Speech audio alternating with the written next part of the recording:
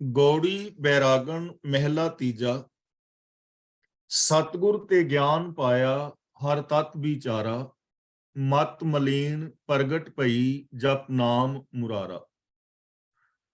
सतगुर ते ज्ञान पाया ਦਾ ਮਤਲਬ ਜਿਨ੍ਹਾਂ ਮਨੁੱਖਾਂ ਨੇ ਗੁਰੂ ਪਾਸੋਂ ਗਿਆਨ ਦੀ ਦਾਤ ਹਾਸਲ ਕੀਤੀ ਹੈ, ਰੱਬੀ ਗੁਣਾਂ ਦੇ ਨਾਲ ਡੂੰਗੀ ਸਾਂਝ ਪਾਣੀ ਸਿੱਖ ਲਈ ਹੈ, ਜਿਨ੍ਹਾਂ ਨੇ ਆਤਮਿਕ ਜੀਵਨ ਦੀ ਸੂਝ ਪ੍ਰਾਪਤ ਕਰ ਲਈ ਹੈ। ਹਰ ਤਤ ਵਿਚਾਰਾ, ਹਰ ਤਤ ਦਾ ਮਤਲਬ ਜੋ ਜਗਤ ਦਾ ਤਤ ਮੂਲ ਪ੍ਰਭੂ ਹੈ। ਵਿਚਾਰਾ ਦਾ ਮਤਲਬ ਉਹਦੇ ਗੁਣਾਂ ਨੂੰ ਵਿਚਾਰਨਾ ਸਿੱਖ ਲਿਆ। ਜਿਨ੍ਹਾਂ ਮਨੁੱਖਾਂ ਨੇ ਗੁਰੂ ਪਾਸੋਂ ਗਿਆਨ ਦੀ ਦਾਤ ਹਾਸਲ ਕੀਤੀ ਹੈ, ਰੱਬੀ ਗੁਣਾਂ ਨਾਲ ਸਾਂਝ ਪਾਣੀ ਸਿੱਖ ਲਈ ਹੈ, ਜਗਤ ਦੇ ਮੂਲ ਪ੍ਰਭੂ ਦੇ ਗੁਣਾਂ ਨੂੰ ਜਿਨ੍ਹਾਂ ਨੇ ਵਿਚਾਰਨਾ ਸਿੱਖ ਲਿਆ ਹੈ, ਉਹਨਾਂ ਨੂੰ ਲਾਭ ਕੀ ਮਿਲਿਆ ਹੈ? ਉਹਨਾਂ ਦਾ ਇਹ ਉਦਮ ਕਰਨ ਦਾ ਰਿਜ਼ਲਟ ਕੀ ਨਿਕਲਿਆ ਹੈ? ਮਤ ਮਲੀਨ ਪ੍ਰਗਟ ਭਈ ਜਪ ਨਾਮ ਮੁਰਾਰਾ। ਜਪ ਦਾ ਮਤਲਬ ਹੁੰਦਾ ਹੈ ਜਾਣਨਾ, ਮੁਰਾਰਾ ਦਾ ਮਤਲਬ ਜੋ ਰਾਖਸ਼ੀ ਬਿਰਤੀਆਂ ਨੂੰ ਖਤਮ ਕਰਨ ਵਾਲਾ ਹੈ, ਨਾਮ ਦਾ ਮਤਲਬ ਸਿੱਖ ਸਲਾਹ, ਨਾਮ ਦਾ ਮਤਲਬ ਹੁਕਮ, ਤੇ ਜਪ ਦਾ ਮਤਲਬ ਸਾਂਝ ਪਾ ਕੇ। ਮਤ ਮਲੀਨ ਪ੍ਰਗਟ ਭਈ, ਉਹਨਾਂ ਦੀ ਜੋ ਮਤ ਮਲੀਨ ਸੀ, ਪਹਿਲਾਂ ਵਿਕਾਰਾਂ ਦੇ ਨਾਲ ਮਲੀਨ ਹੋਈ ਸੀ, ਰੱਬੀ ਗੁਣਾਂ ਦੇ ਨਾਲ ਸਾਂਝ ਪਾ ਕੇ ਉਹਨਾਂ ਦੀ ਮਤ ਜਿਹੜੀ ਹੈ ਪ੍ਰਗਟ ਹੋ ਗਈ। ਪ੍ਰਗਟ ਦਾ ਮਤਲਬ ਉਗੜ ਪਈ, ਨਿਖਰ ਗਈ, ਯਾਨੀ ਮੈਲ ਤੋਂ ਰਹਿਤ ਹੋ ਗਈ। ਤਾਂ ਪ੍ਰਭੂ ਦੀ ਗੁਣਾਂ ਨੂੰ ਵਿਚਾਰ ਕੇ ਉਹਨਾਂ ਦੀ ਮਤ ਜੋ ਪਹਿਲਾਂ ਵਿਕਾਰਾਂ ਕਾਰਨ ਮੈਲੀ ਹੋਈ ਸੀ, ਉਹ ਨਿਖਰ ਆਉਂਦੀ ਹੈ, ਉਹ ਰੋਸ਼ਨ ਹੋ ਜਾਂਦੀ ਹੈ, ਉਹ ਸਾਫ਼ ਸੁਥਰੀ ਹੋ ਜਾਂਦੀ ਹੈ, ਉਹ ਗਿਆਨ ਦੀ ਸਹੀ ਵਰਤੋਂ ਕਰਨ ਜੋਗੇ ਹੋ ਜਾਂਦੇ ਨੇ। ਸ਼ਿਵ ਸ਼ਕਤ ਮਿਟਾਈਆ ਚੂਕਾ ਅੰਧਿਆਰਾ, ਇਹਨੂੰ ਮਿਟਾਈਆਂ ਬਿੰਦੀ ਲਾ ਕੇ ਨਹੀਂ ਪੜਨਾ, ਮਿਟਾਈਆ। ਤੇ ਸ਼ਿਵ ਸ਼ਕਤ ਇਕੱਠਾ ਨਹੀਂ ਪੜਨਾ, ਸ਼ਿਵ ਨੂੰ ਥੋੜਾ ਜਿਹਾ ਵੱਖਰਾ ਕਰਨਾ ਹੈ। ਸ਼ਿਵ ਸ਼ਕਤ ਮਿਟਾਈਆ, ਸ਼ਿਵ ਦਾ ਮਤਲਬ ਕਲਿਆਣਕਾਰੀ ਪ੍ਰਭੂ। ਇੱਥੇ ਸ਼ਿਵ ਦਾ ਮਤਲਬ ਸ਼ਿਵ ਜੀ ਨਹੀਂ ਹੈ, ਸ਼ਿਵ ਦਾ ਮਤਲਬ ਕਲਿਆਣਕਾਰੀ ਪ੍ਰਭੂ, ਤੇ ਸ਼ਕਤ ਦਾ ਮਤਲਬ ਹੈ ਮਾਇਆ, ਮਿਟਾਈਆ ਦਾ ਮਤਲਬ ਮਿਟਾ ਦਿੱਤੀ।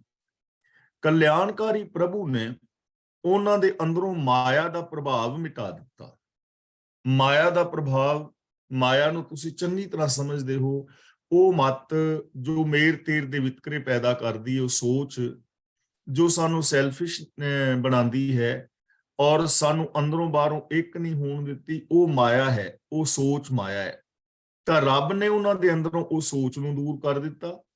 ਚੂਕਾ ਅੰਧਿਆਰਾ, ਉਹਨਾਂ ਦੀ ਜ਼ਿੰਦਗੀ ਦੇ ਅੰਦਰੋਂ ਅਗਿਆਨਤਾ ਦਾ ਹਨੇਰਾ ਮਿਟ ਗਿਆ। ਧੁਰ ਮਸਤਕ ਜਿਨ ਕੋ ਲਿਖਿਆ ਤਿਨ ਹਰ ਨਾਮ ਪਿਆਰਾ। ਇੱਥੇ ਧੁਰ ਨੂੰ ਸਮਝ ਲੈਣਾ। ਧੁਰ ਦਾ ਮਤਲਬ ਹੈ ਧੁਰ ਤੋਂ, ਸ਼ੁਰੂ ਤੋਂ। ਧੁਰ ਤੋਂ ਦਾ ਮਤਲਬ ਜੋ ਸ਼ੁਰੂ ਤੋਂ ਚੱਲਿਆ ਆਉਂਦਾ ਨੇਮ ਹੈ, ਜੋ ਸ਼ੁਰੂ ਤੋਂ ਲੈ ਕੇ ਕੁਦਰਤੀ ਨਿਯਮ ਨੇ, ਜਿਸ ਨੂੰ ਗੁਰਬਾਣੀ ਵਿੱਚ ਹੁਕਮ, ਰਜ਼ਾ, ਭਾਣਾ ਔਰ ਲੇਖ ਸ਼ਬਦ ਦੇ ਨਾਲ ਵਿਚਾਰਿਆ ਗਿਆ ਹੈ। ਧੁਰ ਯਾਨੀ ਸ਼ੁਰੂ ਤੋਂ ਲੈ ਕੇ ਚੱਲੇ ਆ ਰਹੇ ਨੇਮ ਮੁਤਾਬਕ ਮਸਤਕ ਜਿਨ ਕੋ ਲਿਖਿਆ, ਜਿਨ੍ਹਾਂ ਦੇ ਮਸਤਕ ਦੇ ਉੱਤੇ ਇਹ ਸੰਸਕਾਰ ਲਿਖੇ ਗਏ ਨੇ। ਤਿੰਨ ਹਰ ਨਾਮ ਪਿਆਰਾ, ਉਹਨਾਂ ਨੂੰ ਪ੍ਰਭੂ ਦਾ ਹੁਕਮ ਪਿਆਰਾ ਲੱਗਣ ਲੱਗ ਪੈਂਦਾ ਹੈ, ਉਹਨਾਂ ਨੂੰ ਪ੍ਰਭੂ ਦੀ ਰਜ਼ਾ, ਭਾਣਾ, ਰੱਬੀ ਗੁਣ ਪਿਆਰੇ ਲੱਗਣ ਲੱਗ ਪੈਂਦੇ ਨੇ। ਕਿਹਨਾਂ ਨੂੰ? ਧੁਰ ਤੋਂ ਚਲੇ ਆਏ ਨਿਯਮ ਮੁਤਾਬਕ। ਧੁਰ ਦਾ ਮਤਲਬ ਸ਼ੁਰੂ ਤੋਂ, ਜਦੋਂ ਤੋਂ ਇਹ ਸੰਸਾਰ ਹੋਂਦ ਵਿੱਚ ਆਇਆ, ਉਦੋਂ ਤੋਂ ਲੈ ਕੇ ਕੁਦਰਤੀ ਕੁਛ ਨਿਯਮ ਨੇ ਪੱਕੇ ਤੌਰ ਤੇ, ਉਹਨਾਂ ਮੁਤਾਬਕ ਜਿਨ੍ਹਾਂ ਦੇ ਮਸਤਕ ਤੇ ਲਿਖਿਆ ਹੈ। ਇਹ ਨਹੀਂ ਕਿ ਰੱਬ ਨੇ ਸਾਡੇ ਜਨਮ ਤੋਂ ਪਹਿਲਾਂ ਲਿਖ ਕੇ ਭੇਜਿਆ। ਲਿਖਿਆ ਦਾ ਮਤਲਬ ਜੋ ਅਸੀਂ ਆਪ ਲਿਖਿਆ ਹੈ, ਜੋ ਅਸੀਂ ਆਪਣੇ ਅੰਦਰ ਸੰਸਕਾਰ ਪੈਦਾ ਕੀਤੇ ਨੇ, ਜੋ ਅਸੀਂ ਬੋਲਦੇ ਹਾਂ, ਜੋ ਅਸੀਂ ਸੋਚਦੇ ਹਾਂ, ਸਾਡੇ ਸਬਕੌਂਸ਼ੀਅਸ ਮਾਈਂਡ ਅੰਦਰ ਚਲਾ ਜਾਂਦਾ ਹੈ, ਉਹ ਸੰਸਕਾਰ ਸਾਡਾ ਸੁਭਾਅ ਬਣ ਜਾਂਦਾ ਹੈ, ਜਿਹਨੂੰ ਮਨੋਵਿਗਿਆਨਿਕ ਨਿਊਰੋਨਲ ਪੈਟਰਨ ਕਹਿੰਦੇ ਨੇ। ਸਾਡਾ ਕਿਸਮਤ ਬਣ ਜਾਂਦੀ ਹੈ, ਇਹੀ ਸਾਡੀ ਕਿਸਮਤ ਤੇ ਸੁਭਾਅ ਹੈ। ਜਿਨ੍ਹਾਂ ਨੇ ਧੁਰ ਤੋਂ ਤੁਰੇ ਆ ਰਹੇ ਨਿਯਮ ਮੁਤਾਬਕ ਆਪਣੇ ਅੰਤਸ਼ਕਰਨ ਦੇ ਅੰਦਰ ਰੱਬੀ ਗੁਣਾਂ ਦੇ ਸੰਸਕਾਰ ਲਿਖੇ ਨੇ, ਉਹਨਾਂ ਨੂੰ ਫਿਰ ਉਹ ਰੱਬੀ ਗੁਣ ਜਿਹੜੇ ਨੇ ਪਿਆਰੇ ਲੱਗਣ ਲੱਗ ਜਾਂਦੇ ਨੇ, ਉਹਨਾਂ ਦੀ ਪ੍ਰੀਤ ਬਣ ਜਾਂਦੀ ਹੈ। ਹਰ ਕਿਤ ਬਿਦ ਪਾਈਐ ਸੰਤ ਜਨੋਂ, ਜਿਸ ਦੇਖ ਹੋ ਜੀਵਾ। ਇਹਨੂੰ ਜੀਵਾ ਨਹੀਂ ਪੜਨਾ, ਜੀਵਾ। ਸੰਤ ਜਨੋਂ ਦਾ ਮਤਲਬ ਸਚਿਆਰ ਸਿੱਖੋ, ਰੱਬ ਦੇ ਪਿਆਰਿਓ। ਜਿਨ੍ਹਾਂ ਨੇ ਪ੍ਰਭੂ ਨੂੰ ਪਾਇਆ ਹੈ, ਜੋ ਸਚਿਆਰ ਹੋਏ ਨੇ, ਜਿਨ੍ਹਾਂ ਨੇ ਆਪਣੀ ਜ਼ਿੰਦਗੀ ਚੋਂ ਵਿਕਾਰਾਂ ਦੀ ਅੱਗ ਨੂੰ ਬੁਝਾ ਲਿਆ ਹੈ, ਜੋ ਪਰਮ ਸ਼ਾਂਤੀ ਨੂੰ ਉਪਲਬਧ ਹੋਏ ਨੇ, ਉਹਨਾਂ ਅੱਗੇ ਸਵਾਲ ਰੱਖਿਆ ਜਾ ਰਿਹਾ, ਕਿਉਂਕਿ ਉਹਨਾਂ ਨੇ ਇਸ ਅਵਸਥਾ ਨੂੰ ਪ੍ਰਾਪਤ ਕੀਤਾ ਹੈ, ਉਹਨਾਂ ਨੇ ਇਸ ਜੀਵਨ ਨੂੰ ਜੀਵਿਆ ਹੈ। ਉਹਨਾਂ ਦੇ ਤਜਰਬੇ ਦੇ ਵਿੱਚੋਂ ਜਿਹੜਾ ਉੱਤਰ ਮਿਲੇਗਾ ਉਹੀ ਸਹੀ ਉੱਤਰ ਮਿਲ ਸਕਦਾ ਹੈ। ਹੁਣ ਜੇ ਮੈਂ ਪੁੱਛਾਂ ਕਿ ਬੰਬੇ ਸ਼ਹਿਰ ਕਿਵੇਂ ਦਾ ਹੈ ਤੇ ਪੁੱਛਾਂ ਤੁਹਾਡੇ ਵਿੱਚੋਂ, ਤਾਂ ਸਾਰੇ ਤੁਸੀਂ ਨਹੀਂ ਦੱਸ ਪਾਓਗੇ, ਪਰ ਜਿਵੇਂ ਭੈਣ ਕੁਲਦੀਪ ਕੌਰ ਦੀ ਜਾ ਕੇ ਆਏ ਨੇ ਤੇ ਉਹ ਦੱਸ ਦੇਣਗੇ, ਕਿਉਂਕਿ ਉਹਨਾਂ ਨੇ ਦੇਖਿਆ ਨਾ। ਜੇ ਕੋਈ ਇੰਗਲੈਂਡ ਬਾਰੇ ਪੁੱਛੇ ਤਾਂ ਮੈਂ ਇੰਗਲੈਂਡ ਬਾਰੇ ਥੋੜਾ ਬਹੁਤਾ, ਗ੍ਰੇਵਜੈਂਟ ਬਾਰੇ ਦੱਸ ਸਕਦਾ, ਕਿਉਂਕਿ ਮੈਂ ਇੱਥੇ ਗ੍ਰੇਵਜੈਂਟ ਬੈਠਾ ਹਾਂ। ਤੇ ਜਿਹੜਾ ਆਇਆ ਹੀ ਨਹੀਂ, ਜਿਹੜਾ ਇੰਡੀਆ ਬੈਠਾ, ਉਹ ਦੱਸ ਨਹੀਂ ਨਾ ਪਾਏਗਾ। ਇੱਕ ਨਿੱਕੀ ਜਿਹੀ ਮਿਸਾਲ ਲਈ ਹੈ। ਇਸੇ ਤਰ੍ਹਾਂ ਜਿਸ ਨੇ ਰੱਬੀ ਗੁਣਾਂ ਨੂੰ ਜ਼ਿੰਦਗੀ ਵਿੱਚ ਇੰਪਲੀਮੈਂਟ ਕੀਤਾ ਹੈ, ਮਨ ਬਚਨ ਕਰਮ ਕਰਕੇ ਗੁਣਾਂ ਵਾਲੀ ਮਹਾਨ ਜ਼ਿੰਦਗੀ ਜੀਵੀ ਹੈ ਔਰ ਉਹਨਾਂ ਗੁਣਾਂ ਦਾ ਸੁੱਖ ਮਾਣਿਆ ਹੈ, ਉਹ ਬੰਦਾ ਗੁਣਾਂ ਬਾਰੇ ਸਹੀ ਜਾਣਕਾਰੀ ਦੇ ਪਾਏਗਾ। ਜਿਸ ਨੇ ਇਹ ਗੁਣਾਂ ਵਾਲੀ ਜ਼ਿੰਦਗੀ ਜੀਵੀ ਨਹੀਂ, ਮਨ ਬਚਨ ਔਰ ਕਰਮ ਕਰਕੇ ਜਿਹੜਾ ਈਰਖਾ ਦਵੇਸ਼ ਵੈਰ ਵਿਰੋਧ ਦੇ ਨਾਲ ਭਰਿਆ ਪਿਆ ਨਾ, ਉਹਦੇ ਤੋਂ ਜੇ ਪੁੱਛੋਗੇ ਤੇ ਜਾਣਕਾਰੀ ਨਹੀਂ ਮਿਲੇਗੀ, ਜੋ ਇਨਫੋਰਮੇਸ਼ਨ ਮਿਲੇਗੀ ਉਹ ਗਲਤ ਮਿਲੇਗੀ। ਤਾਂ ਗੁਰੂ ਜੀ ਕਹਿੰਦੇ ਨੇ, ਹੇ ਰੱਬ ਦੇ ਪਿਆਰਿਓ, ਮੈਨੂੰ ਇਹ ਦੱਸੋ ਕਿ ਮੈਂ ਉਸ ਪਿਆਰੇ ਪ੍ਰਭੂ ਨੂੰ ਕਿਵੇਂ ਪਾ ਸਕਣਾ, ਜਿਸ ਦੇਖ ਹੋਂ ਜੀਵਾਂ, ਜਿਹਨੂੰ ਵੇਖ ਕੇ, ਜਿਹਦੇ ਨਾਲ ਮਿਲ ਕੇ ਮੈਂ ਵੀ ਆਤਮਿਕ ਜ਼ਿੰਦਗੀ ਜੀ ਸਕਾਂ। ਜਿਹਨੂੰ ਮਿਲ ਕੇ, ਜਿਹਨੂੰ ਵੇਖ ਕੇ ਮੈਂ ਵੀ ਆਤਮਿਕ ਜ਼ਿੰਦਗੀ ਜੀ ਸਕਾਂ, ਉਹ ਮੈਨੂੰ ਕਿਵੇਂ ਮਿਲੇਗਾ? ਅਗਲਾ ਬਚਨ ਕਰਦੇ ਨੇ, ਹਰ ਬਿਨ ਚਸਾ ਨਾ ਜੀਵਤੀ, ਕਿ ਉਸ ਪ੍ਰਭੂ ਤੋਂ ਵਿਛੁੜ ਕੇ ਮੈਂ ਰਤਾ ਪਰ ਸਮੇਂ ਲਈ ਵੀ ਆਤਮਿਕ ਜੀਵਨ ਨਹੀਂ ਜੀ ਸਕਦੀ। ਵੈਸੇ ਤਾਂ ਅਸੀਂ ਜ਼ਿੰਦਗੀ ਜੀ ਰਹੇ ਹਾਂ, ਕੋਈ 100 ਸਾਲ ਜੀ ਲੈਂਦਾ ਹੈ, ਕੋਈ 80 ਸਾਲ 70 ਸਾਲ, ਕਿੰਨੀ ਲੰਮੀ ਲੰਮੀ ਜ਼ਿੰਦਗੀ ਲੋਕ ਜੀ ਰਹੇ ਨੇ, ਅਸੀਂ ਹੁਣ ਜੀ ਰਹੇ ਹਾਂ। ਪਰ ਜਦੋਂ ਤੱਕ ਅੰਦਰ ਰੱਬੀ ਗੁਣ ਨਹੀਂ, ਅੰਦਰ ਸਚਾਈ ਨਹੀਂ, ਅੰਦਰ ਇਨਸਾਨੀਅਤ ਨਹੀਂ, ਉਦੋਂ ਤੱਕ ਆਤਮਿਕ ਜ਼ਿੰਦਗੀ ਨਹੀਂ ਜੀਵੀ ਜਾ ਸਕਦੀ। ਅੰਦਰੋਂ ਬੰਦਾ ਮਰਿਆ ਰਹਿੰਦਾ ਹੈ, ਇੱਕ ਜਿਉਂਦੀ ਲਾਸ਼ ਬਣਿਆ ਰਹਿੰਦਾ ਬੰਦਾ। ਤਾਂ ਜਿਸ ਪ੍ਰਭੂ ਦੇ ਗੁਣਾਂ ਦੇ ਧਾਰਨੀ ਹੋਣ ਤੋਂ ਬਿਨਾਂ ਇੱਕ ਪਲ ਵੀ ਆਤਮਿਕ ਜ਼ਿੰਦਗੀ ਨਹੀਂ ਜੀਵੀ ਜਾ ਸਕਦੀ, ਉਹਦੇ ਮਿਲਾਪ ਦਾ ਹੁਣ ਸਾਧਨ ਦੱਸ ਰਹੇ ਨੇ, ਗੁਰ ਮੇਲੇਹੋ। ਮੇਲੇਹੋ ਦਾ ਮਤਲਬ ਮੈਨੂੰ ਮਿਲਾਓ, ਮੈਨੂੰ ਗੁਰੂ ਦੇ ਨਾਲ ਮਿਲਾਓ। ਹਰ ਰਸ ਪੀਵਾਂ, ਗੁਰੂ ਨੂੰ ਮਿਲ ਕੇ, ਗੁਰੂ ਦੇ ਦੱਸੇ ਰਾਹਾਂ ਤੇ ਚੱਲ ਕੇ ਮੈਂ ਵੀ ਰੱਬੀ ਗੁਣਾਂ ਦੇ ਰਸ ਨੂੰ ਮਾਣ ਸਕਾਂ, ਮੈਂ ਵੀ ਉਸ ਆਤਮਿਕ ਸੁੱਖ ਨੂੰ ਮਾਣ ਸਕਾਂ। ਤਾਂ ਜੋ ਰੱਬ ਦੇ ਪਿਆਰਿਆਂ ਤੋਂ ਪੁੱਛਿਆ ਗਿਆ ਹੈ, ਉਹਦਾ ਉੱਤਰ ਹੈ ਗੁਰ ਮੇਲੇਹੋ, ਹਰ ਰਸ ਪੀਵਾਂ, ਕਿ ਮੈਨੂੰ ਗੁਰੂ ਦੇ ਨਾਲ ਮਿਲਾਓ, ਗੁਰੂ ਨਾਲ ਮਿਲ ਕੇ, ਗੁਰੂ ਦੱਸੇ ਰਾਹ ਤੇ ਚੱਲ ਕੇ, ਗੁਰੂ ਦੀ ਵਿਚਾਰਧਾਰਾ ਨੂੰ ਅਪਣਾ ਕੇ ਮੈਂ ਵੀ ਉਹਨਾਂ ਰੱਬੀ ਗੁਣਾਂ ਦਾ ਰਸ ਮਾਣ ਸਕਾਂ। ਰਹਾਓ, ਹਉ ਹਰ ਗੁਣ ਗਾਵਾਂ, ਨਿਤ ਹਰ ਸੁਣੀ, ਹਰ ਹਰ ਗਤ ਕੀਨੀ। ਹੁਣ ਜਦੋਂ ਬੰਦਾ ਗੁਰੂ ਦੇ ਨਾਲ ਮਿਲੇਗਾ, ਗੁਰੂ ਨਾਲ ਮਿਲਣ ਦਾ ਮਤਲਬ ਗੁਰੂ ਦੇ ਦੱਸੇ ਰਾਹ ਤੇ ਚੱਲੇਗਾ, ਗੁਰੂ ਦੇ ਗਿਆਨ ਮੁਤਾਬਕ ਮਨ ਬਚਨ ਔਰ ਕਰਮ ਕਰਕੇ ਜ਼ਿੰਦਗੀ ਜੀਵੇਗਾ, ਤਾਂ ਫਿਰ ਉਹ ਕੀ ਕਰੇਗਾ? ਹੋਂ ਹਰ ਗੁਣ ਗਾਵਾਂ, ਜਦੋਂ ਦਾ ਮੈਂ ਗੁਰੂ ਦੇ ਚਰਨਾਂ ਦੀ ਸ਼ਰਨ ਵਿੱਚ ਆਇਆ ਹਾਂ, ਮੈਂ ਹਰੀ ਦੇ ਗੁਣ ਗਾਉਂਦਾ ਹਾਂ, ਮੈਂ ਹਰੀ ਦੇ ਗੁਣਾਂ ਨੂੰ ਜ਼ਿੰਦਗੀ ਵਿੱਚ ਇੰਪਲੀਮੈਂਟ ਕਰ ਰਿਹਾ ਹਾਂ, ਮੈਂ ਹਰੀ ਦੇ ਗੁਣਾਂ ਨੂੰ ਜ਼ਬਾਨ ਦੇ ਨਾਲ ਬੋਲ ਰਿਹਾ ਹਾਂ। ਨਿਤ ਹਰ ਸੁਣੀ, ਔਰ ਨਿਤ ਹੀ ਮੈਂ ਰੱਬੀ ਗੁਣਾਂ ਦੀ ਗੱਲ ਸੁਣਦਾ ਹਾਂ, ਹੋਰ ਕੋਈ ਗੱਲ ਮੈਂ ਸੁਣਦਾ ਹੀ ਨਹੀਂ। ਤੇ ਇਹਦਾ ਰਿਜ਼ਲਟ ਕੀ ਨਿਕਲਿਆ ਹੈ? ਗੁਣ ਗਾਣ, ਗੁਣ ਸੁਣਨ, ਗੁਣਾਂ ਨੂੰ ਇੰਪਲੀਮੈਂਟ ਕਰਨ ਦਾ ਰਿਜ਼ਲਟ ਕੀ ਨਿਕਲਿਆ? ਹਰ ਹਰ ਗਤ ਕੀਨੀ। ਗਤ ਦਾ ਮਤਲਬ ਉੱਚੀ ਆਤਮਿਕ ਅਵਸਥਾ। ਤਾਂ ਪ੍ਰਭੂ ਨੇ ਮੇਰੀ ਉੱਚੀ ਆਤਮਿਕ ਅਵਸਥਾ ਬਣਾ ਦਿੱਤੀ, ਮਤਲਬ ਮੇਰੀ ਸੋਚ ਮਹਾਨ ਹੋ ਗਈ, ਮੇਰੇ ਅੰਦਰੋਂ ਵਿਕਾਰ ਮਿਟ ਗਏ, ਮੇਰੀ ਸੋਚ ਉੱਚੀ ਹੋ ਗਈ, ਮੈਨੂੰ ਆਤਮਿਕ ਜੀਵਨ ਮਿਲ ਗਿਆ, ਮੈਨੂੰ ਆਤਮਿਕ ਪ੍ਰਸੰਨਤਾ ਮਿਲ ਗਈ। ਹਰ ਰਸ ਗੁਰ ਤੇ ਪਾਇਆ, ਮੇਰਾ ਮਨ ਤਨ ਲੀਨੀ। ਲੀਨੀ ਦਾ ਮਤਲਬ ਲੀਨ ਹੋ ਗਿਆ। ਇਹ ਜਿਹੜਾ ਹਰੀ ਦਾ ਰਸ ਹੈ, ਹਰੀ ਦਾ ਰਸ ਦਾ ਮਤਲਬ ਜੋ ਰੱਬੀ ਗੁਣਾਂ ਨੂੰ ਇੰਪਲੀਮੈਂਟ ਕਰਨ ਤੋਂ ਬਾਅਦ ਜ਼ਿੰਦਗੀ ਅੰਦਰ ਖੁਸ਼ੀ ਖੇੜਾ ਪ੍ਰਸੰਨਤਾ ਆਉਂਦੀ ਹੈ, ਉਹਨੂੰ ਹਰੀ ਦਾ ਰਸ ਕਹਿੰਦੇ ਨੇ। ਜਿਵੇਂ ਅਸੀਂ ਸੱਚ ਬੋਲਿਆ, ਈਮਾਨਦਾਰੀ ਨਾਲ ਮਿਲਵਰਤਨ ਆਪਣਾ ਬਣਾਇਆ, ਇੱਕ ਦੂਜੇ ਨਾਲ ਪਿਆਰ ਕੀਤਾ। ਇਸ ਈਮਾਨਦਾਰੀ, ਪਿਆਰ ਔਰ ਸੱਚਾਈ ਵਾਲੀ ਮਿਲਵਰਤਨ ਦੇ ਵਿੱਚੋਂ ਜੋ ਸੁੱਖ ਪੈਦਾ ਹੋਇਆ, ਖੁਸ਼ੀ ਪੈਦਾ ਹੋਈ, ਉਹਨੂੰ ਕਹਿੰਦੇ ਨੇ ਹਰੀ ਦਾ ਰਸ। ਤਾਂ ਗੁਰੂ ਜੀ ਕਹਿੰਦੇ ਨੇ ਹਰੀ ਦਾ ਜੋ ਰਸ ਹੈ, ਗੁਣਾਂ ਦਾ ਆਨੰਦ ਹੈ, ਉਹ ਮੈਂ ਗੁਰੂ ਤੋਂ ਪ੍ਰਾਪਤ ਕੀਤਾ ਹੈ। ਗੁਰੂ ਦੱਸੇ ਰਾਹਾਂ ਤੇ ਤੁਰਿਆ ਮੈਨੂੰ ਮਿਲਿਆ। ਤੇ ਜਦੋਂ ਇਹ ਰਸ ਮਿਲ ਗਿਆ, ਮੇਰਾ ਮਨ ਤਨ ਲੀਨੀ, ਮੇਰਾ ਮਨ ਵੀ ਔਰ ਮੇਰਾ ਤਨ ਵੀ ਇਸ ਰਸ ਦੇ ਅੰਦਰ ਲੀਨ ਹੋ ਗਿਆ ਹੈ, ਗੜੂੰਦ ਹੋ ਗਿਆ ਹੈ, ਗਿੱਝ ਗਿਆ ਹੈ, ਪਤੀਜ ਗਿਆ ਹੈ। ਮੈਂ ਮਨ ਕਰਕੇ ਵੀ ਹੁਣ ਗੁਰਮਤ ਦੇ ਵਿਚਾਰਾਂ ਬਾਰੇ ਸੋਚਣਾ, ਮੇਰੀ ਸੋਚ ਵੀ ਪੋਜ਼ਿਟਿਵ ਹੈ, ਔਰ ਤਨ ਕਰਕੇ ਵੀ ਮੈਂ ਰੱਬੀ ਗੁਣਾਂ ਦਾ ਧਾਰਨੀ ਆ। ਮੇਰਾ ਮਨ ਔਰ ਮੇਰਾ ਤਨ ਲੀਨ ਹੋ ਗਿਆ। ਧੰਨ ਧੰਨ ਗੁਰ ਸਤਪੁਰਖ ਹੈ, ਜਿਨ ਭਗਤ ਹਰ ਦੀਨੀ। ਸਤਪੁਰਖ ਦਾ ਮਤਲਬ ਸਤ ਸਰੂਪ, ਜੋ ਪ੍ਰਭੂ ਦਾ ਰੂਪ ਹੈ। ਪੁਰਖ ਦਾ ਮਤਲਬ ਰਮਿਆ ਹੋਇਆ, ਜੋ ਸदैव ਰਮਿਆ ਹੋਇਆ ਪ੍ਰਭੂ ਹੈ। ਗੁਰੂ ਉਹਦਾ ਰੂਪ ਹੈ। ਮੇਰਾ ਗੁਰੂ ਧੰਨ ਹੈ, ਜੋ ਸਤ ਸਰੂਪ ਪ੍ਰਭੂ ਦਾ ਰੂਪ ਹੈ। ਜਿਨ ਭਗਤ ਹਰ ਦੀਨੀ, ਜਿਸ ਗੁਰੂ ਨੇ ਮੈਨੂੰ ਪ੍ਰਭੂ ਦੀ ਭਗਤੀ ਵਾਲੀ ਮੱਤ ਦਿੱਤੀ ਹੈ, ਪ੍ਰਭੂ ਦੀ ਭਗਤੀ ਵਾਲੀ ਮੱਤ ਸਿੱਖਿਆ। ਹੁਣ ਪ੍ਰਭੂ ਦੀ ਭਗਤੀ ਕੀ ਹੈ? ਪ੍ਰਭੂ ਦੀ ਭਗਤੀ ਇਹ ਹੈ ਕਿ ਰੱਬੀ ਗੁਣਾਂ ਦੇ ਧਾਰਨੀ ਹੋਣਾ, ਰੱਬੀ ਰਜ਼ਾ ਦੇ ਵਿੱਚ ਤੁਰਨਾ, ਰੱਬੀ ਗੁਣਾਂ ਨੂੰ ਮਨ ਬਚਨ ਕਰਮ ਕਰਕੇ ਇੰਪਲੀਮੈਂਟ ਕਰਨਾ ਹੀ ਰੱਬ ਦੀ ਭਗਤੀ ਹੈ। ਹੋਰ ਕੋਈ ਰੱਬ ਦੀ ਭਗਤੀ ਮਾਲਾ ਫੇਰਨੀ, ਸਮਾਧੀਆਂ ਲਾਣੀ, ਜੰਗਲਾਂ ਵਿੱਚ ਜਾਣਾ, ਇਹ ਨਹੀਂ ਹੈ। ਤਾਂ ਮੇਰਾ ਗੁਰੂ ਧੰਤਾ ਯੋਗ ਹੈ, ਸਰਬ ਵਿਆਪਕ ਪ੍ਰਭੂ ਦਾ ਰੂਪ ਹੈ।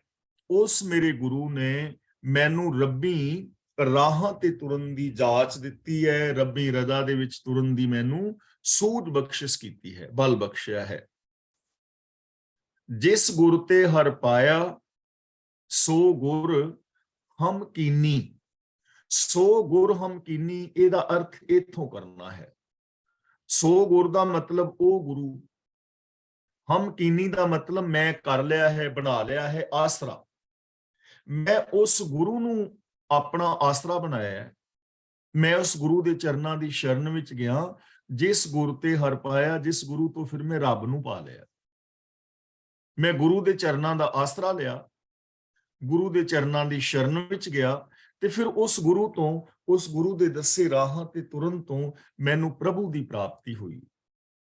ਇਸ ਲਈ ਜੇ ਅਸੀਂ ਰੱਬ ਨੂੰ ਪਾਣਾ ਚਾਹੁੰਦੇ ਹਾਂ ਨਾ, ਜਿਸ ਨੂੰ ਅਸੀਂ ਰੱਬ ਪਾਣਾ ਕਹਿੰਦੇ ਹਾਂ, ਰੱਬ ਦਾ ਮਿਲਾਪ ਕਹਿੰਦੇ ਹਾਂ, ਤਾਂ ਉਹਦਾ ਜਿਹੜਾ ਨੁਕਤਾ ਛੁਪਿਆ ਹੋਇਆ ਹੈ, ਜੋ ਰਾਜ਼ ਹੈ, ਉਹ ਹੈ ਗੁਰੂ ਦਾ ਗਿਆਨ। ਉਸ ਗਿਆਨ ਮੁਤਾਬਕ ਜ਼ਿੰਦਗੀ ਜੀਣੀ, ਗੁਰੂ ਗਿਆਨ ਮੁਤਾਬਕ ਸੱਚੀ ਸੁੱਚੀ ਜ਼ਿੰਦਗੀ ਜੀਣੀ ਹੀ ਪ੍ਰਭੂ ਮਿਲਾਪ ਦਾ ਰਾਹ ਹੈ। ਤੇ ਆਪਣੀ ਸੋਚ ਨੂੰ ਰੱਬੀ ਗੁਣਾਂ ਦੇ ਵਿੱਚ ਮਿਲਾ ਦੇਣਾ ਹੀ ਰੱਬ ਦੇ ਵਿੱਚ ਮਿਲ ਜਾਣਾ ਹੈ। ਗੁਣ ਦਾਤਾ ਹਰ ਰਾਏ ਹੈ, ਹਮ ਅਵਗਣ ਆਰੇ। ਰਾਏ ਦਾ ਮਤਲਬ ਮਾਲਕ, ਸ਼ਹਿਨशाह। ਪ੍ਰਭੂ ਸਾਰੇ ਗੁਣਾਂ ਦਾ ਦਾਤਾ ਹੈ ਤੇ ਅਸੀਂ ਅਵਗੁਣਾਂ ਦੇ ਨਾਲ ਭਰੇ ਹੋਏ ਹਾਂ। ਸਾਡੇ ਵਿੱਚ ਔਰ ਰੱਬ ਵਿੱਚ ਫਰਕ ਕਿੱਥੇ ਪੈ ਗਿਆ? ਉਹ ਗੁਣਾਂ ਦਾ ਸਾਗਰ ਹੈ, ਰੱਬ ਇੱਕ ਗੁਣਾਂ ਦਾ ਮੁਜੱਸਮਾ ਹੈ ਤੇ ਅਸੀਂ ਅਵਗੁਣਾਂ ਦੇ ਨਾਲ ਭਰੇ ਹੋਏ ਹਾਂ। ਬਸ ਇੱਥੇ ਆਣ ਕੇ ਫਰਕ ਪੈ ਗਿਆ ਹੈ। ਔਰ ਰੱਬ ਗੁਣਾਂ ਦਾ ਦਾਤਾ ਹੈ, ਸ਼ਹਿਨशाਹਾਂ ਦਾ ਸ਼ਹਿਨशाह ਹੈ। ਸਾਰੇ ਗੁਣਾਂ ਦਾ ਦਾਤਾ ਇੱਕੋ ਹੀ ਹੈ।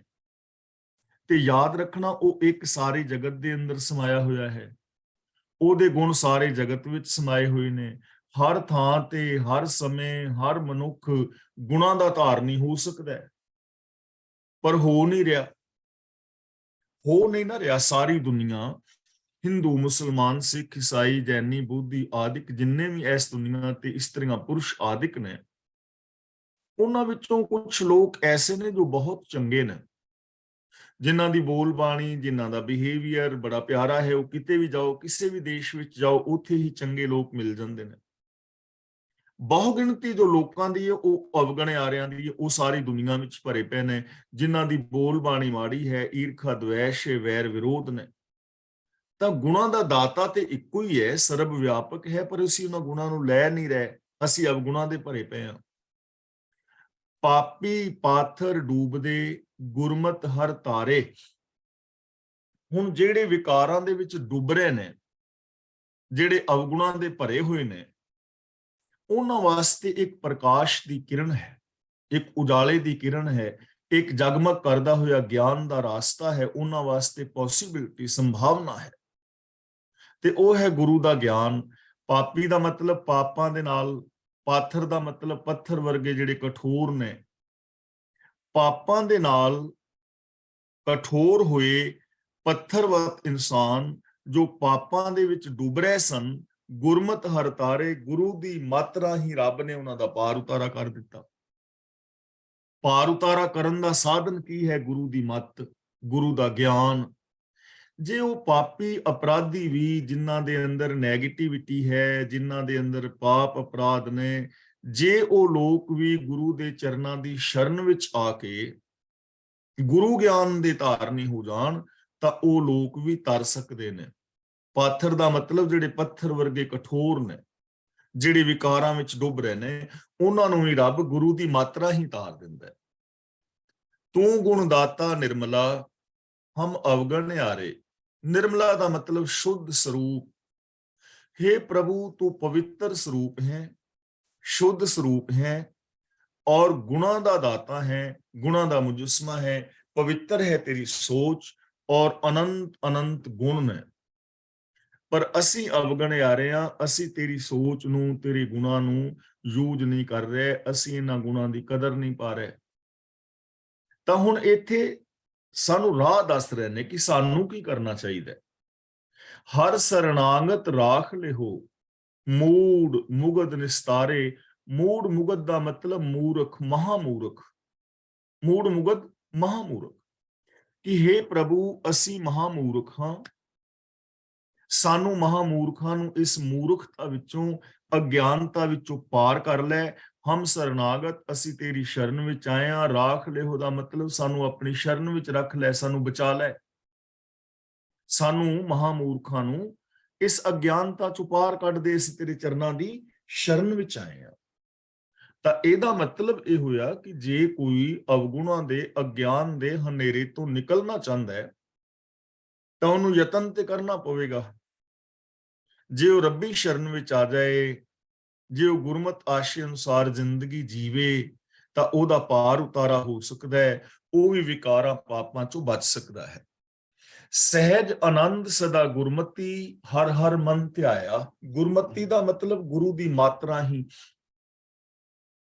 ਜਿਨ੍ਹਾਂ ਨੇ ਗੁਰੂ ਦੀ ਮੱਤ ਦੇ ਧਾਰਨੀ ਹੋ ਕੇ ਹਰ ਹਰ ਮਨ ਧਿਆਇਆ, ਹਰੀ ਨੂੰ ਆਪਣੇ ਮਨ ਵਿੱਚ ਵਸਾਇਆ ਹੈ, ਆਪਣੀ ਸੋਚ ਵਿੱਚ ਵਸਾਇਆ ਹੈ, ਰੱਬੀ ਗੁਣਾਂ ਨੂੰ ਆਪਣੀ ਸੋਚ ਵਿੱਚ ਵਸਾਇਆ, ਗੁਰੂ ਦੀ ਮੱਤ ਦੇ ਧਾਰਨੀ ਹੋ ਕੇ, ਆਪਣੀ ਮੱਤ ਮੁਤਾਬਕ ਨਹੀਂ, ਓਛੀ ਮਾਤਰਾ ਹੀ ਨਹੀਂ। ਉਹਨਾਂ ਨੂੰ ਮਿਲਿਆ ਕਿ ਇਹ ਸਹਿਜ ਆਨੰਦ, ਉਹਨਾਂ ਨੂੰ ਸਹਿਜ ਦਾ ਆਨੰਦ ਮਿਲ ਜਾਂਦਾ ਹੈ, ਆਤਮਕ ਅਡੋਲਤਾ ਦਾ ਆਨੰਦ ਮਿਲ ਜਾਂਦਾ ਹੈ। ਉਹ ਮਨ, ਬਚਨ ਔਰ ਕਰਮ ਕਰਕੇ ਇੱਕ ਹੋ ਜਾਂਦੇ ਨੇ, ਖੁਸ਼ੀਆਂ ਖੇੜੇ ਆਨੰਦ ਔਰ ਪ੍ਰਸੰਨਤਾ ਮਾਣਦੇ ਨੇ। ਉਹਨਾਂ ਦਾ ਮਨ ਫਿਰ ਵਿਕਾਰਾਂ ਵੱਲ ਕਦੇ ਡੋਲਦਾ ਨਹੀਂ, ਭਾਵੇਂ ਉਹਨਾਂ ਨੂੰ ਆਰੇ ਨਾਲ ਚੀਰ ਦਿਓ, ਦੇਗਾਂ ਵਿੱਚ ਉਬਾਲ ਦਿਓ, ਚਰਖੜੀਆਂ ਤੇ ਚੜਾ ਦਿਓ, ਬੰਦ-ਬੰਦ ਕੱਟ ਦਿਓ, ਕਦੇ ਵੀ ਉਹ ਸੱਚ ਤੋਂ ਪਰੇ ਨਹੀਂ ਜਾਂਦੇ। ਅਡੋਲਤਾ ਦਾ ਆਨੰਦ ਉਹ ਮਾਣਦੇ ਨੇ। ਕੌਣ? ਜਿਨ੍ਹਾਂ ਨੇ ਗੁਰੂ ਦੀ ਮੱਤ ਦੇ ਧਾਰਨੀ ਹੋ ਕੇ ਹਰੀ ਦੇ ਗੁਣਾਂ ਨੂੰ, ਹਰੀ ਨੂੰ ਆਪਣੇ ਮਨ ਵਿੱਚ, ਆਪਣੀ ਸੋਚ ਅੰਦਰ ਵਸਾਇਆ ਹੈ। ਦੇਖੋ ਕਿੱਡਾ ਵੱਡੀ ਪ੍ਰਾਪਤੀ ਹੋ ਸਕਦੀ ਨਾ ਸਾਨੂੰ। ਸੱਜਣ ਹਰ ਪ੍ਰਭ ਪਾਇਆ, ਘਰ ਸੋਹਿਲਾ ਗਾਇਆ। ਸੱਜਣ ਹਰ ਪ੍ਰਭ ਪਾਇਆ, ਜਿਹੜਾ ਸਾਡਾ ਪ੍ਰਭੂ ਸੱਜਣ ਹੈ, ਉਹਨੂੰ ਉਹ ਪਾ ਲੈਂਦੇ ਨੇ। ਕਿੱਥੇ? ਘਰ ਵਿੱਚ ਹੀ, ਆਪਣੇ ਹਿਰਦੇ ਵਿੱਚ ਹੀ। ਸੋਹਿਲਾ ਗਾਇਆ ਦਾ ਮਤਲਬ ਜਿਨ੍ਹਾਂ ਨੇ ਪ੍ਰਭੂ ਦੀ ਸਿਫਤ ਸਲਾਹ ਦੇ ਗੀਤ ਗਾਏ ਨੇ, ਉਹਨਾਂ ਨੇ ਆਪਣੇ ਘਰ ਵਿੱਚ ਹੀ ਸੱਜਣ ਪ੍ਰਭੂ ਦੀ ਪ੍ਰਾਪਤੀ ਕਰ ਲਈ ਹੈ, ਕਿਉਂਕਿ ਵਸ ਦੇ ਅੰਦਰ ਹੀ ਰਿਹਾ ਹੈ, ਸਿਰਫ ਪ੍ਰਗਟ ਕਰਨਾ ਹੈ। ਤੇ ਪ੍ਰਗਟ ਕਿਹਨਾਂ ਦੇ ਅੰਦਰ ਹੋਇਆ? ਜਿਨ੍ਹਾਂ ਨੇ ਸੋਹਿਲਾ ਗਾਇਆ, ਸਿਫਤ ਸਲਾਹ ਦੇ ਗੀਤ ਗਾਏ।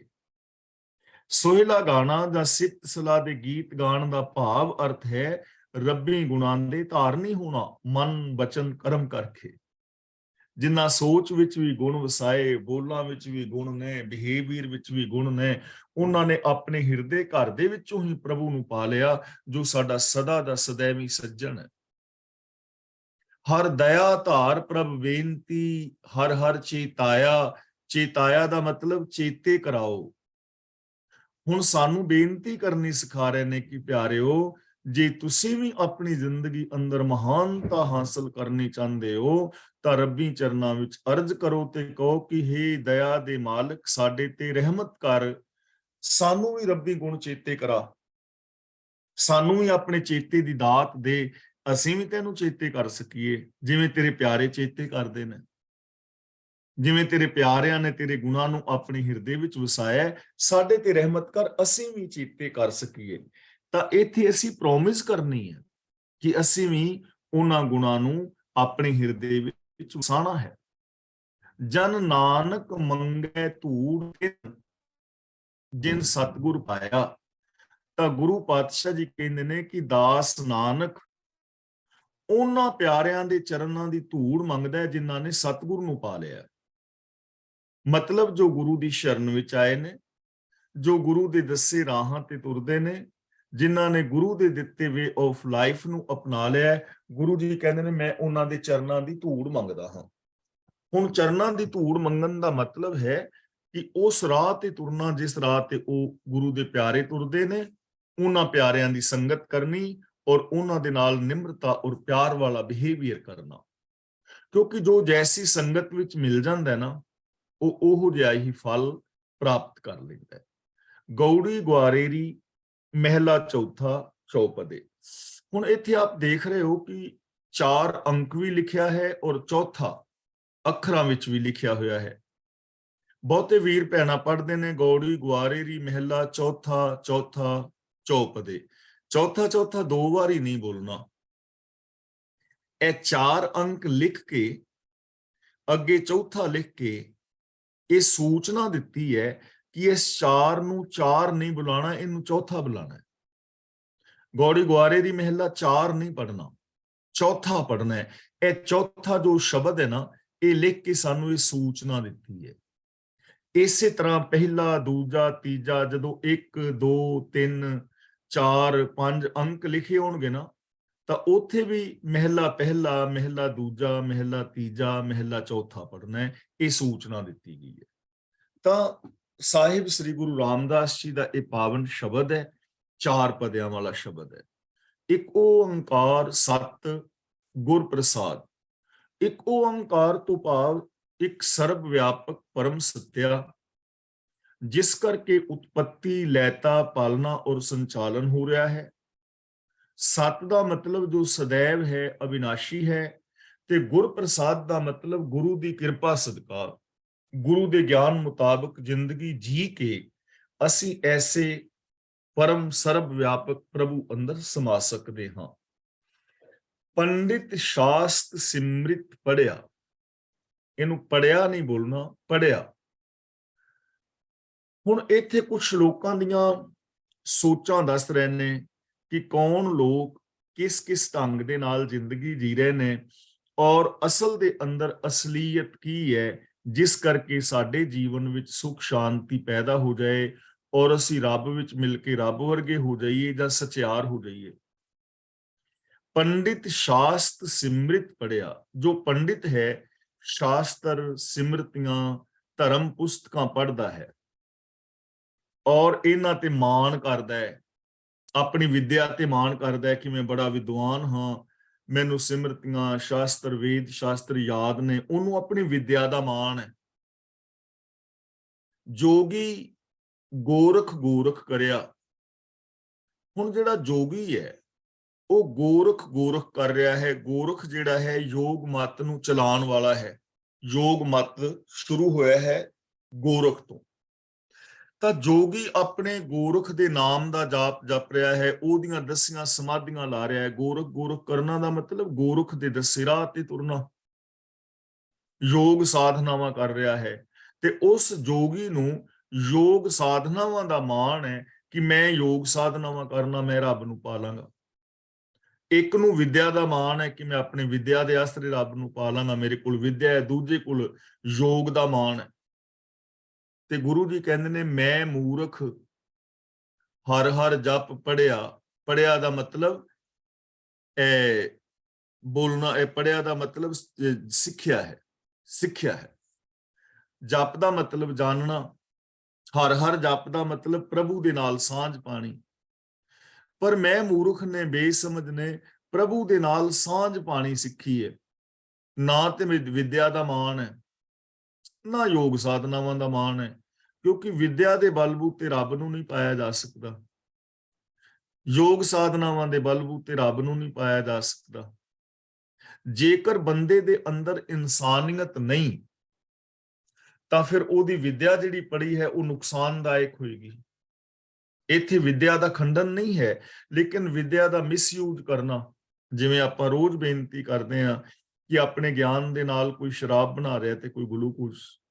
ਜਿਹੜਾ ਇੱਕ ਗਿਆਨਵਾਨ ਪੜ੍ਹਿਆ ਲਿਖਿਆ ਬੰਦਾ ਹੈ, ਜਿਹਦੇ ਕੋਲ ਬਹੁਤ ਨੌਲੇਜ ਹੈ, ਚਾਹੀਦਾ ਤੇ ਇਹ ਸੀ ਕਿ ਉਹ ਲੋਕਾਂ ਦਾ ਭਲਾ ਕਰਦਾ, ਪਰ ਉਹ ਤੇ ਆਪ ਹੀ ਰਿਸ਼ਵਤ ਲੈ ਰਿਹਾ ਹੈ, ਤਾਂ ਉਹ ਗਲਤ ਹੋ ਗਿਆ ਨਾ। ਇਹ ਉਹਨਾਂ ਦੀ ਗੱਲ ਹੈ ਜਿਹੜੇ ਗਲਤ ਕਰ ਰਹੇ ਨੇ। ਤਾਂ ਗੁਰੂ ਜੀ ਕਹਿੰਦੇ ਨੇ, ਮੈਂ ਬੇਸਮਝ ਨੇ ਤਾਂ ਰੱਬੀ ਗੁਣਾਂ ਦੇ ਨਾਲ ਸਾਂਝ ਪਾਣੀ ਸਿੱਖੀ ਹੈ। ਹਰ ਹਰ ਜਪ ਪੜਿਆ ਦਾ ਮਤਲਬ ਮੈਂ ਤਾਂ ਇਹ ਸਿੱਖਿਆ ਰੱਬ ਦੇ ਨਾਲ ਸਾਂਝ ਪਾਣੀ, ਰੱਬੀ ਗੁਣਾਂ ਨਾਲ ਸਾਂਝ ਪਾਣੀ, ਹਰ ਥਾਂ ਤੇ ਉਸ ਪ੍ਰਭੂ ਨੂੰ ਵੇਖਣਾ, ਉਹਦੀ ਰਜ਼ਾ ਦੇ ਵਿੱਚ ਤੁਰਨਾ। ਤਾਂ ਜੇ ਅਸੀਂ ਰੱਬੀ ਰਜ਼ਾ ਦੇ ਵਿੱਚ ਨਹੀਂ ਚੱਲਦੇ, ਰੱਬੀ ਗੁਣਾਂ ਦੇ ਨਾਲ ਸਾਂਝ ਨਹੀਂ ਪਾਉਂਦੇ, ਤਾਂ ਸਾਨੂੰ ਕੋਈ ਆਤਮਿਕ ਲਾਭ ਨਹੀਂ ਮਿਲੇਗਾ। ਨਾ ਜਾਣਾ ਕਿਆ ਗਤ ਰਾਮ ਹਮਾਰੀ, ਗਤ ਦਾ ਮਤਲਬ ਹਾਲ, ਕਿ हे ਪ੍ਰਭੂ ਮੈਨੂੰ ਨਹੀਂ ਪਤਾ ਕਿ ਮੇਰਾ ਕੀ ਹਾਲ ਹੋਏਗਾ। ਇੱਕ ਕੁਲ ਤੇ ਵਿਦਿਆ ਹੈ, ਦੂਜੇ ਕੁਲ ਯੋਗ ਸਾਧਨਾਵਾਂ ਨੇ, ਬਾਕੀ ਦਿਆਂ ਦੀ ਗਿਣਤੀ ਗੁਰੂ ਜੀ ਅੱਗੇ ਕਰ ਰਹੇ ਨੇ। ਤੇ ਗੁਰੂ ਜੀ ਕਹਿੰਦੇ ਨੇ, ਮੈਨੂੰ ਤੇ ਹੁਣ ਪਤਾ ਨਹੀਂ ਮੇਰੀ ਦਿਸ਼ਾ ਕੀ ਹੋਏਗੀ, ਮੇਰਾ ਕੀ ਹਾਲ ਹੋਏਗਾ। ਨਾ ਤੇ ਮੈਂ ਯੋਗ ਸਾਧਨਾਵਾਂ ਕਰਨਾ, ਨਾ ਹੀ ਮੈਂ ਮਤਲਬ ਧਰਮ ਗ੍ਰੰਥਾਂ ਦੇ ਬਹਿਸ ਨੂੰ ਹੀ ਆਪਣੇ ਜੀਵਨ ਦਾ ਹਿੱਸਾ ਬਣਾਇਆ ਹੈ, ਨਾ ਹੀ ਮੈਂ ਤੀਰਥਾਂ ਤੇ ਜਾ ਰਿਹਾ, ਨਾ ਵਰਤਨ ਰਾਤੇ ਸਰਾਧ, ਮੈਂ ਤੇ ਕੋਈ ਕਰਮ ਕਾਂਡ ਕਰ ਹੀ ਨਹੀਂ ਰਿਹਾ, ਤੇ ਮੇਰੀ ਹਾਲ ਕੀ ਹੋਏਗੀ। ਪਹਿਲੀ ਗੱਲ। ਤੇ ਦੂਜੀ ਗੱਲ ਕਰ ਰਹੇ ਨੇ ਕਿ हे ਮਾਲਕ, ਜੇ ਮੈਂ ਤੇਰੇ ਗੁਣਾਂ ਨੂੰ ਵਿਸਾਰ ਦਿੱਤਾ ਤਾਂ ਮੈਨੂੰ ਨਹੀਂ ਪਤਾ ਕਿ ਮੇਰੀ ਕਿੰਨੀ ਬੁਰੀ ਹਾਲਾਤ ਹੋ ਜਾਏਗੀ ਤੇਰੇ ਗੁਣਾਂ ਤੋਂ ਬਿਨਾਂ। ਇਹ ਦੋਵੇਂ ਭਾਵ ਲੈ ਕੇ ਚੱਲਣੇ ਨੇ। ਹਰ ਭਜ ਮਨ ਮੇਰੇ, ਤਰ ਭੌਜਲ ਤੂੰ ਤਾਰੀ। ਇੱਥੇ ਤਾਰੀ ਦਾ ਮੀਨਿੰਗ ਹੈ ਬੇੜੀ। ਤਰ ਦਾ ਮਤਲਬ ਤੂੰ ਤਰ, ਭੌਜਲ ਦਾ ਮਤਲਬ ਜਿੱਥੇ ਵਿਕਾਰਾਂ ਦੀਆਂ ਠਿੱਲਾਂ ਪੈ ਰਹੀਆਂ ਨੇ। ਜਿਵੇਂ ਸਮੁੰਦਰ ਦੇ ਅੰਦਰ ਸਾਨੂੰ ਕਿਸ਼ਤੀ ਮਿਲ ਜਾਏ, ਜਹਾਜ਼ ਮਿਲ ਜਾਏ, ਉਹਦੇ ਨਾਲ ਪਾਰ ਹੋਣਾ ਸੌਖਾ ਹੋ ਜਾਂਦਾ ਹੈ। ਤਾਂ ਇੱਥੇ ਤਾਰੀ ਜੋ ਬੇੜੀ ਹੈ, ਜੋ ਜਹਾਜ਼ ਹੈ, ਉਹ ਕੀ ਹੈ? ਹਰ ਭਜ ਮਨ ਮੇਰੇ। ਭਜ ਦਾ ਮਤਲਬ ਸਾਂਝ ਪਾ, ਰੱਬੀ ਗੁਣਾਂ ਨਾਲ ਸਾਂਝ ਪਾ, ਸਿਫਤ ਸਲਾਹ ਕਰ।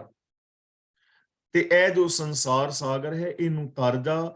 ਸੰਸਾਰ ਸਾਗਰ ਨੂੰ, ਵਿਕਾਰਾਂ ਨੂੰ ਤਰਨ ਵਾਸਤੇ ਰੱਬੀ ਸਿਫਤ ਸਲਾਹ ਹੀ ਬੇੜੀ ਦਾ ਕੰਮ ਕਰਦੀ ਹੈ।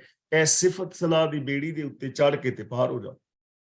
हे ਮੇਰੇ ਮਨਾ, ਰੱਬੀ ਗੁਣਾਂ ਦਾ ਧਾਰਨੀ ਹੋ ਕੇ ਵਿਕਾਰਾਂ ਦੇ ਸਾਗਰ ਚੋਂ ਪਾਰ ਹੋ। ਐਵੇਂ ਇਹਨਾਂ ਵਿਕਾਰਾਂ ਦੇ ਵਿੱਚ ਗੋਤੇ ਨਾ ਖਾਂਦਾ ਫਿਰ। ਰਹਾਓ। ਸੰਨਿਆਸੀ ਵਿਭੂਤ ਲਾਏ ਦੇਹ ਸਵਾਰੀ। ਵਿਭੂਤ ਦਾ ਮਤਲਬ ਸਵਾ।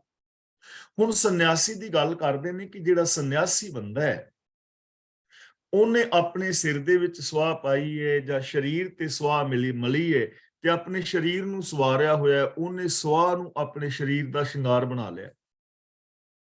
ਉਹਨੂੰ ਇਸ ਗੱਲ ਦਾ ਮਾਣ ਹੈ ਕਿ ਮੈਂ ਸੰਨਿਆਸੀ ਹਾਂ ਤੇ ਮੈਂ ਸਵਾਹ ਮਲੀ ਫਿਰਨਾ, ਉਹਨੂੰ ਇਸ ਗੱਲ ਦਾ ਮਾਣ ਹੈ। ਪਰਤ੍ਰਿਏ ਤਿਆਗ ਕਰੀ ਬ੍ਰਹਮਚਾਰੀ। ਤੇ ਜਿਹੜਾ ਬ੍ਰਹਮਚਾਰੀ ਹੈ, ਉਹਨੇ ਪਰਾਈ ਇਸਤਰੀ ਦਾ ਤਿਆਗ ਕਰਤਾ, ਮਤਲਬ ਉਹਨੇ ਵਿਆਹ ਨਹੀਂ ਕਰਾਇਆ। ਉਹਨੇ ਬ੍ਰਹਮਚਰਜ ਨੂੰ ਹੀ ਆਪਣਾ ਰਾਹ ਬਣਾਇਆ ਕਿ ਰੱਬ ਨੂੰ ਪਾਣਾ ਬ੍ਰਹਮਚਰਜ ਰਾਹੀਂ ਪਾਇਆ ਜਾ ਸਕਦਾ ਹੈ। ਉਹਨੂੰ ਬ੍ਰਹਮਚਰਜ ਉੱਤੇ ਮਾਣ ਹੈ ਕਿ ਮੈਂ ਤੇ ਵਿਆਹ ਹੀ ਨਹੀਂ ਕਰਾਇਆ, ਮੈਂ ਤੇ ਬ੍ਰਹਮਚਾਰੀ ਹਾਂ। ਤੇ ਹੁਣ ਗੁਰੂ ਜੀ ਕਹਿੰਦੇ ਨੇ, ਮੈਂ ਤੇ ਨਾ ਸੰਨਿਆਸੀ ਹਾਂ, ਨਾ ਮੈਂ ਤਨ ਦੇ ਉੱਤੇ ਸਵਾਹ ਲਾਈ ਹੈ, ਨਾ ਹੀ ਮੈਂ ਬ੍ਰਹਮਚਾਰੀ ਹਾਂ, ਮੈਂ ਤੇ ਸ਼ਾਦੀशुदा ਹਾਂ, ਗ੍ਰਸਤੀ ਹਾਂ। ਤਾਂ ਗੁਰੂ ਜੀ ਕਹਿੰਦੇ ਨੇ, ਮੈਂ ਮੂਰਖ ਹਰ ਆਸ ਤੁਮਾਰੀ। ਦੁਨੀਆ ਦੀ ਨਜ਼ਰ ਵਿੱਚ ਮੈਂ ਮੂਰਖ ਹਾਂ, ਬੇਸਮਝ ਹਾਂ। ਪਰ हे ਮਾਲਕ, ਮੈਨੂੰ ਤੇਰੀ ਆਸ ਹੈ, ਤੇਰਾ ਆਸਰਾ ਹੈ, ਤੇਰੀ ਰਜ਼ਾ ਦਾ, ਤੇਰੇ ਭਾਣੇ ਦਾ, ਤੇਰੇ ਗੁਣਾਂ ਦਾ ਆਸਰਾ ਲਿਆ ਹੈ। ਮੈਂ ਨਾ ਤਾਂ ਮਤਲਬ ਸੰਨਿਆਸ ਨੂੰ ਆਸਰਾ ਬਣਾਇਆ, ਨਾ ਮੈਂ ਬ੍ਰਹਮਚਰਜ ਨੂੰ ਆਸਰਾ ਬਣਾਇਆ। ਮੈਂ ਤਾਂ ਤੇਰੇ ਗੁਣਾਂ ਨੂੰ ਆਸਰਾ ਬਣਾਇਆ, ਤੇਰੀ ਰਜ਼ਾ ਭਾਣੇ ਦੇ ਵਿੱਚ ਤੁਰਨ ਨੂੰ ਆਪਣੀ ਜ਼ਿੰਦਗੀ ਦਾ ਆਸਰਾ ਬਣਾਇਆ। ਤਾਂ ਇਹਦਾ ਮਤਲਬ ਇਹ ਹੋਇਆ ਕਿ ਸੰਨਿਆਸੀ ਬਣਨ ਨਾਲ ਰੱਬ ਦੀ ਪ੍ਰਾਪਤੀ ਦਾ ਕੋਈ ਸਾਧਨ ਮਤਲਬ ਨਹੀਂ ਹੈ, ਸੰਬੰਧ ਨਹੀਂ ਹੈ। ਬ੍ਰਹਮਚਾਰੀ ਹੋ ਜਾਣ ਦੇ ਨਾਲ ਰੱਬ ਦੀ ਪ੍ਰਾਪਤੀ ਦਾ ਕੋਈ ਸੰਬੰਧ ਮੁਕਤੀ ਦਾ ਨਹੀਂ ਹੈ। ਜੇ ਬ੍ਰਹਮਚਾਰੀ ਹੋਣ ਦੇ ਨਾਲ ਰੱਬ ਮਿਲਦਾ ਹੁੰਦਾ ਨਾ, ਤਾਂ ਭਗਤ ਕਬੀਰ ਜੀ ਨੂੰ ਇਹ ਕਦੀ ਨਾ ਕਹਿਣਾ ਪੈਂਦਾ ਕਿ ਬਿੰਦ ਰਾਖ ਜੋ ਤਰੀਏ ਭਾਈ, ਖੁਸਰੇ ਕਿਉਂ ਨਾ ਪਰਮਗਤ ਪਾਈ। ਖੁਸਰੇ ਨੂੰ ਰੱਬ ਮਿਲ ਜਾਂਦਾ। ਤੇ ਸਾਡੇ ਆ ਜਿੰਨੇ ਬਾਬੇ ਨੇ, ਦੇਖੋ ਜੇ ਕਿਸੇ ਦਾ ਵਿਆਹ ਨਹੀਂ ਹੋਇਆ ਇਸ ਕਰਕੇ ਕਿ ਉਹਦੇ ਵਿੱਚ ਕੋਈ ਗੁਣ ਨਹੀਂ ਸੀ ਜਾਂ ਕਿਸੇ ਕਾਰਨ ਕਰਕੇ ਰਿਸ਼ਤਾ ਨਹੀਂ ਹੋ ਪਾਇਆ, ਕਿਸੇ ਨੇ ਉਹਨੂੰ ਲਾਇਕ ਨਹੀਂ ਕੀਤਾ, ਇਹ ਗੱਲ ਵੱਖਰੀ ਹੈ, ਇੱਕ ਵੱਖਰਾ ਟੌਪਿਕ ਹੈ। ਲੇਕਿਨ ਇਹ ਚੀਜ਼ ਸਮਝ ਕੇ ਵਿਆਹ ਨਾ ਕਰਾਣਾ ਕਿ ਮੈਨੂੰ ਰੱਬ ਹੀ ਤਾਂ ਮਿਲਣਾ ਹੈ ਤੇ ਗ੍ਰਸਤੀ ਬਣਨਾ ਹੀ ਪਾਪ ਹੈ, ਇਹ ਮਹਾਮੂਰਖਤਾ ਤੋਂ ਸਿਵਾਏ ਕੁਛ ਨਹੀਂ ਹੈ। ਇਹਦਾ ਧਰਮ ਦੇ ਨਾਲ ਕੋਈ ਸੰਬੰਧ ਨਹੀਂ ਹੈ। ਗੁਰੂ ਸਾਹਿਬਾਨ ਨੇ ਗ੍ਰਸਤ ਧਰਮ ਨੂੰ ਮਹਾਨਤਾ ਦਿੱਤੀ ਹੈ ਤੇ ਆਪ ਕਹਿੰਦੇ ਨੇ, ਮੈਨੂੰ ਤਾਂ ਮਾਲਕ ਤੇਰੀ ਆਸ ਦਾ ਮਤਲਬ ਤੇਰਾ ਸਹਾਰਾ ਹੈ, ਮੈਂ ਤੇਰੀ ਰਜਾ ਭਾਣੇ ਵਿੱਚ ਤੁਰਦਾ। ਖੱਤਰੀ ਕਰਮ ਕਰੇ ਸੂਰਤਨ ਪਾਵੇ। ਸੂਰਤਨ ਦਾ ਮਤਲਬ ਸੂਰਮਤਾ ਦਾ ਨਾਮ ਨਾ। ਹੁਣ ਇੱਥੇ ਬ੍ਰਾਹਮਣ ਦੀ ਜਿਹੜੀ ਸੋਚ ਹੈ ਨਾ, ਉਹ ਦੱਸੀ ਜਾ ਰਹੀ ਹੈ ਕਿ ਬ੍ਰਾਹਮਣ ਅਨੁਸਾਰ ਬ੍ਰਾਹਮਣ, ਕਸ਼ਤਰੀ, ਸ਼ੂਦਰ, ਵੈਸ਼ 4 ਵਰਨ ਨੇ ਔਰ ਇਹਨਾਂ 4 ਵਰਨਾਂ ਦੇ ਵੱਖਰੇ ਵੱਖਰੇ ਧਰਮ ਨੇ, ਵੱਖਰੇ ਵੱਖਰੇ ਫਰਜ਼ ਨੇ, ਵੱਖਰੀ ਵੱਖਰੀ ਕਾਰਜ ਖੇਤਰ ਹੈ। ਬ੍ਰਾਹਮਣ ਜਿਹੜਾ ਹੈ ਉਹਦੇ ਵਾਸਤੇ ਉਹਨਾਂ ਨੇ ਮੰਨਿਆ ਹੈ ਕਿ ਬ੍ਰਹਮਾ ਦੇ ਮੁਖ ਚੋਂ ਪੈਦਾ ਹੋਇਆ ਹੈ। ਜਿਹੜਾ ਕਸ਼ਤਰੀ ਹੈ ਉਹ ਭੁਜਾਵਾਂ ਚੋਂ, ਵੈਸ਼ਯ ਪੇਟ ਚੋਂ ਤੇ ਸ਼ੂਦਰ ਪੈਰਾਂ ਦੇ ਵਿੱਚੋਂ। ਇਹ ਪੁਜਾਰੀ ਦੀ ਵਿਚਾਰਧਾਰਾ ਹੈ, ਗੁਰਮਤ ਦੀ ਨਹੀਂ। ਤਾਂ ਗੁਰੂ ਪਾਤਸ਼ਾਹ ਜੀ ਸਾਨੂੰ ਸਮਝਾ ਰਹੇ ਨੇ ਕਿ ਜੋ ਪੁਜਾਰੀ ਹੈ ਉਹਦੇ ਮੁਤਾਬਕ ਸਿਮਰਤੀਆਂ ਦੇ ਧਰਮ ਅਨੁਸਾਰ ਖੱਤਰੀ ਸੂਰਮਤਾ ਦੇ ਕੰਮ ਕਰਦਾ ਹੈ ਔਰ ਸੂਰਮਤਾ ਦਾ ਨਾਮ ਨਾ ਖੱਟਦਾ ਹੈ।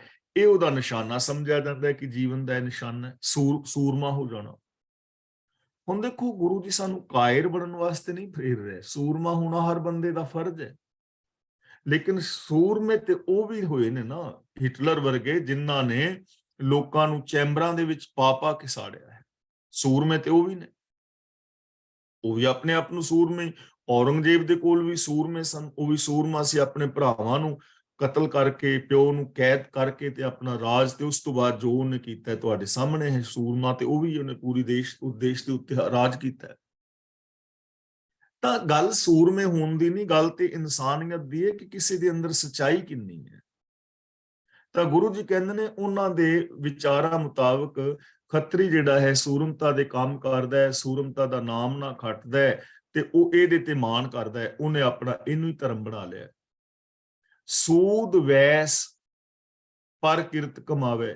ਸ਼ੂਦਰ ਔਰ ਵੈਸ਼ ਹੋਰਨਾਂ ਦੀ ਸੇਵਾ ਕਰਦੇ ਨੇ, ਵਪਾਰੀ ਨੇ, ਖੇਤੀਬਾੜੀ ਕਰਨ ਵਾਲੇ ਨੇ। ਹੁਣ ਜੇ ਕਿਸਾਨ ਖੇਤੀਬਾੜੀ ਨਾ ਕਰਨ ਤਾਂ ਦੁਨੀਆ ਦੇ ਵਿੱਚ ਅੰਨ ਪੈਦਾ ਨਹੀਂ ਨਾ ਹੋਏਗਾ।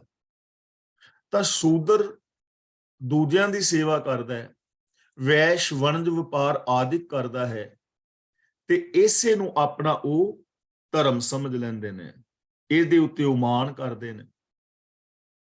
ਮੈਂ ਮੂਰਖ ਹਰ ਨਾਮ ਛਡਾਵੇ, ਪਰ ਲੋਕ ਮੈਨੂੰ ਮੂਰਖ ਕਹਿ ਰਹੇ ਨੇ।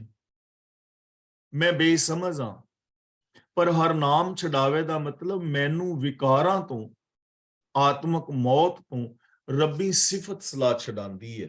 ਮੈਨੂੰ ਰੱਬੀ ਸਿਫਤ ਸਲਾਹ ਨੇ, ਰੱਬੀ ਰਜ਼ਾ ਦੇ ਵਿੱਚ ਤੁਰਨ ਨੇ ਮੈਨੂੰ ਵਿਕਾਰਾਂ ਤੋਂ ਬਚਾ ਲਿਆ।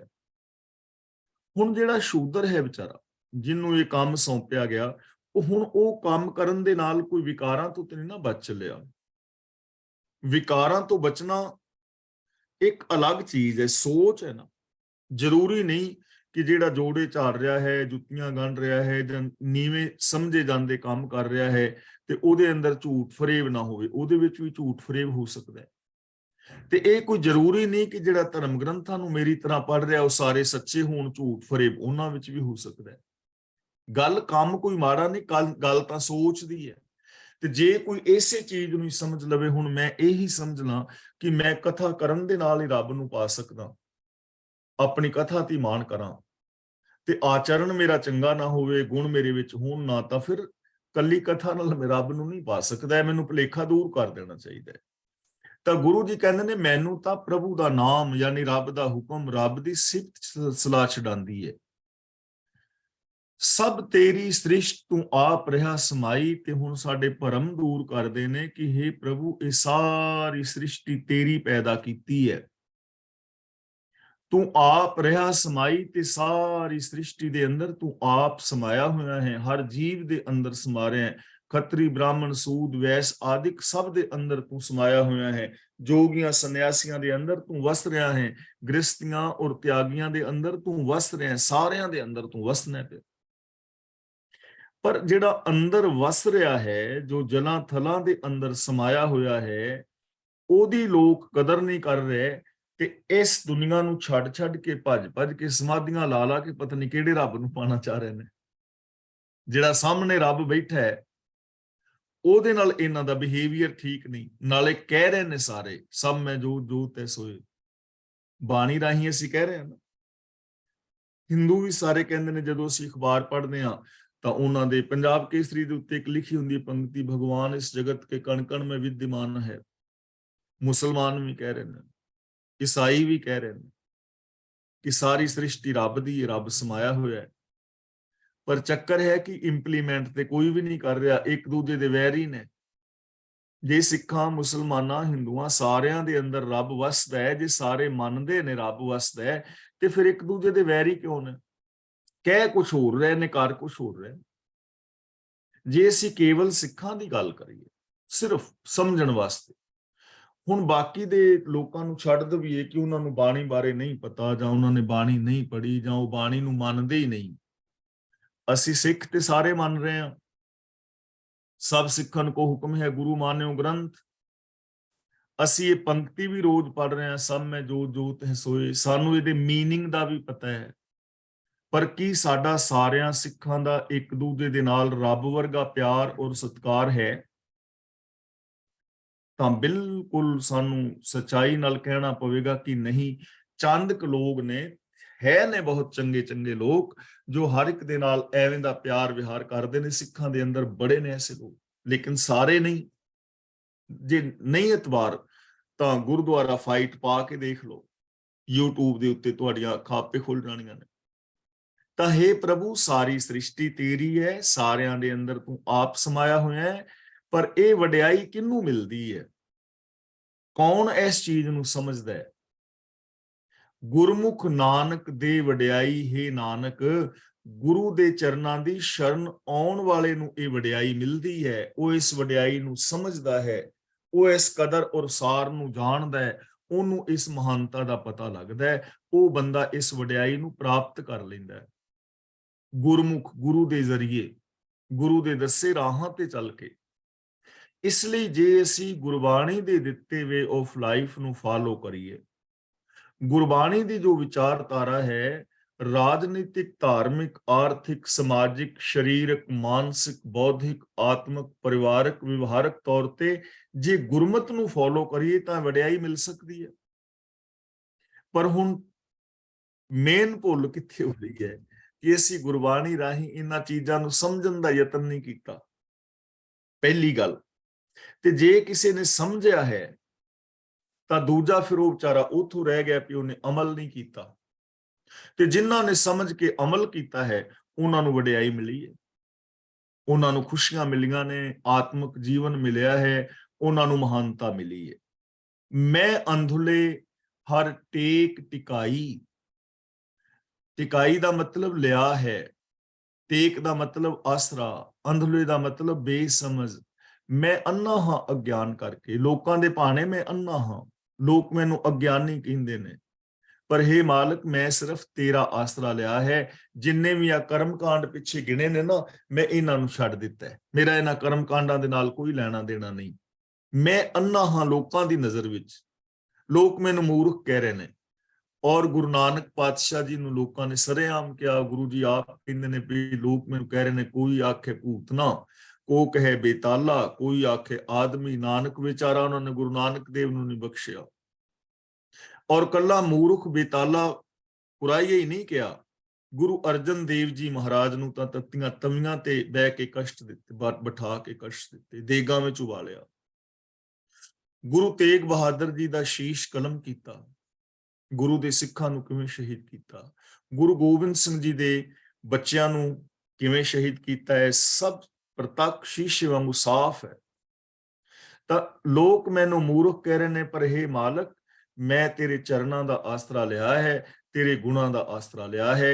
ਇਹਨਾਂ ਕਰਮ ਕਾਂਡਾਂ ਦੇ ਨਾਲ ਮੇਰਾ ਕੋਈ ਲੈਣਾ ਦੇਣਾ ਨਹੀਂ। ਜਿਹੜੇ ਪਿੱਛੇ ਕਰਮ ਕਾਂਡ ਗਿਣੇ ਨੇ, ਇਹਨਾਂ ਕਰਮ ਕਾਂਡਾਂ ਨਾਲ ਨਾ ਇਨਸਾਨੀਅਤ ਪੈਦਾ ਹੁੰਦੀ ਹੈ, ਨਾ ਪ੍ਰਭੂ ਦਾ ਮਿਲਾਪ ਪੈਦਾ ਹੁੰਦਾ ਹੈ, ਨਾ ਖੁਸ਼ੀਆਂ ਖੇੜੇ ਮਿਲਦੇ ਨੇ। ਲੋਕਾਂ ਦੀ ਨਜ਼ਰ ਵਿੱਚ ਬੇਸ਼ੱਕ ਮੈਂ ਬੇਸਮਝ ਹਾਂ, ਲੇਕਿਨ ਹੇ ਮਾਲਕ, ਮੈਂ ਤੇਰਾ ਆਸਰਾ ਲਿਆ ਹੈ। ਗੌੜੀ ਗੁਆਰੇਰੀ ਮਹਿਲਾ ਚੌਥਾ। ਨਿਰਗੁਣ ਕਥਾ, ਕਥਾ ਹੈ ਹਰ ਕੀ। ਨਿਰਗੁਣ ਦਾ ਮਤਲਬ ਮਾਇਆ ਦੇ ਤਿੰਨਾਂ ਗੁਣਾਂ ਤੋਂ ਉਤਾਂ। ਜੋ ਰੱਬ ਦੀ ਕਥਾ ਹੈ ਨਾ, ਉਹ ਨਿਰਗੁਣ ਹੈ, ਮਾਇਆ ਦੇ ਤਿੰਨਾਂ ਗੁਣਾਂ ਤੋਂ ਉੱਤੇ ਹੈ। ਮਾਇਆ ਦੇ ਤਿੰਨ ਗੁਣਾਂ ਤੋਂ ਅਗਲੀ ਜਿਹੜੀ ਗੱਲ ਹੈ ਨਾ, ਉਹ ਪ੍ਰਭੂ ਮਿਲਾਪ ਦੀ ਹੈ। ਰਜਗੁਣ, ਤਮਗੁਣ, ਸਤਗੁਣ ਕਹੀ ਹੈ, ਇਹ ਤੇਰੀ ਸਭ ਮਾਇਆ, ਚੌਥੇ ਪਦ ਕੋ ਜੋ ਨਰ ਚੀਨੇ ਤਿੰਨ ਹੀ ਪਰਮ ਪਦ ਪਾਇਆ। ਹੁਣ ਤਿੰਨ ਗੁਣ ਨੇ, ਰਜਗੁਣ, ਤਮਗੁਣ ਔਰ ਸਤਗੁਣ, ਤੇ ਇਹਨਾਂ ਤਿੰਨਾਂ ਗੁਣਾਂ ਦੀ ਜੋ ਵਿਆਖਿਆ ਹੈ ਨਾ, ਉਹ ਵਿਦਵਾਨ ਪੁਰਸ਼ਾਂ ਨੇ ਆਪਣੇ ਆਪਣੇ ਹਿਸਾਬ ਦੇ ਨਾਲ ਕੀਤੀ ਹੈ। ਫਿਲੋਸਫਰਾਂ ਨੇ ਆਪਣੀ ਵਿਚਾਰ ਦੌੜਾਈ ਹੈ, ਆਪਣੇ ਦਿਮਾਗ ਦੇ ਘੋੜੇ ਦੌੜਾਏ ਨੇ, ਔਰ ਵੱਖਰੇ ਵੱਖਰੇ ਐਂਗਲ ਤੋਂ ਉਹਨਾਂ ਨੇ ਵਿਚਾਰਾਂ ਕੀਤੀਆਂ ਨੇ। ਲੇਕਿਨ ਜੋ ਸਾਡੀ ਸਮਝ ਦੇ ਅੰਦਰ ਆ ਜਾਏ, ਜਿਹਨੂੰ ਅਸੀਂ ਸੌਖਾ ਸਮਝ ਕੇ ਆਪਣੀ ਜ਼ਿੰਦਗੀ ਵਿੱਚ ਅਪਣਾ ਕੇ, ਤੇ ਜੋ ਚੌਥੀ ਪਦਵੀ ਹੈ ਉਹਨੂੰ ਪਾ ਸਕੀਏ, ਮੈਂ ਆਪ ਦੇ ਨਾਲ ਉਹ ਵਿਚਾਰ ਕਰਨੀ ਚਾਹਾਂਗਾ।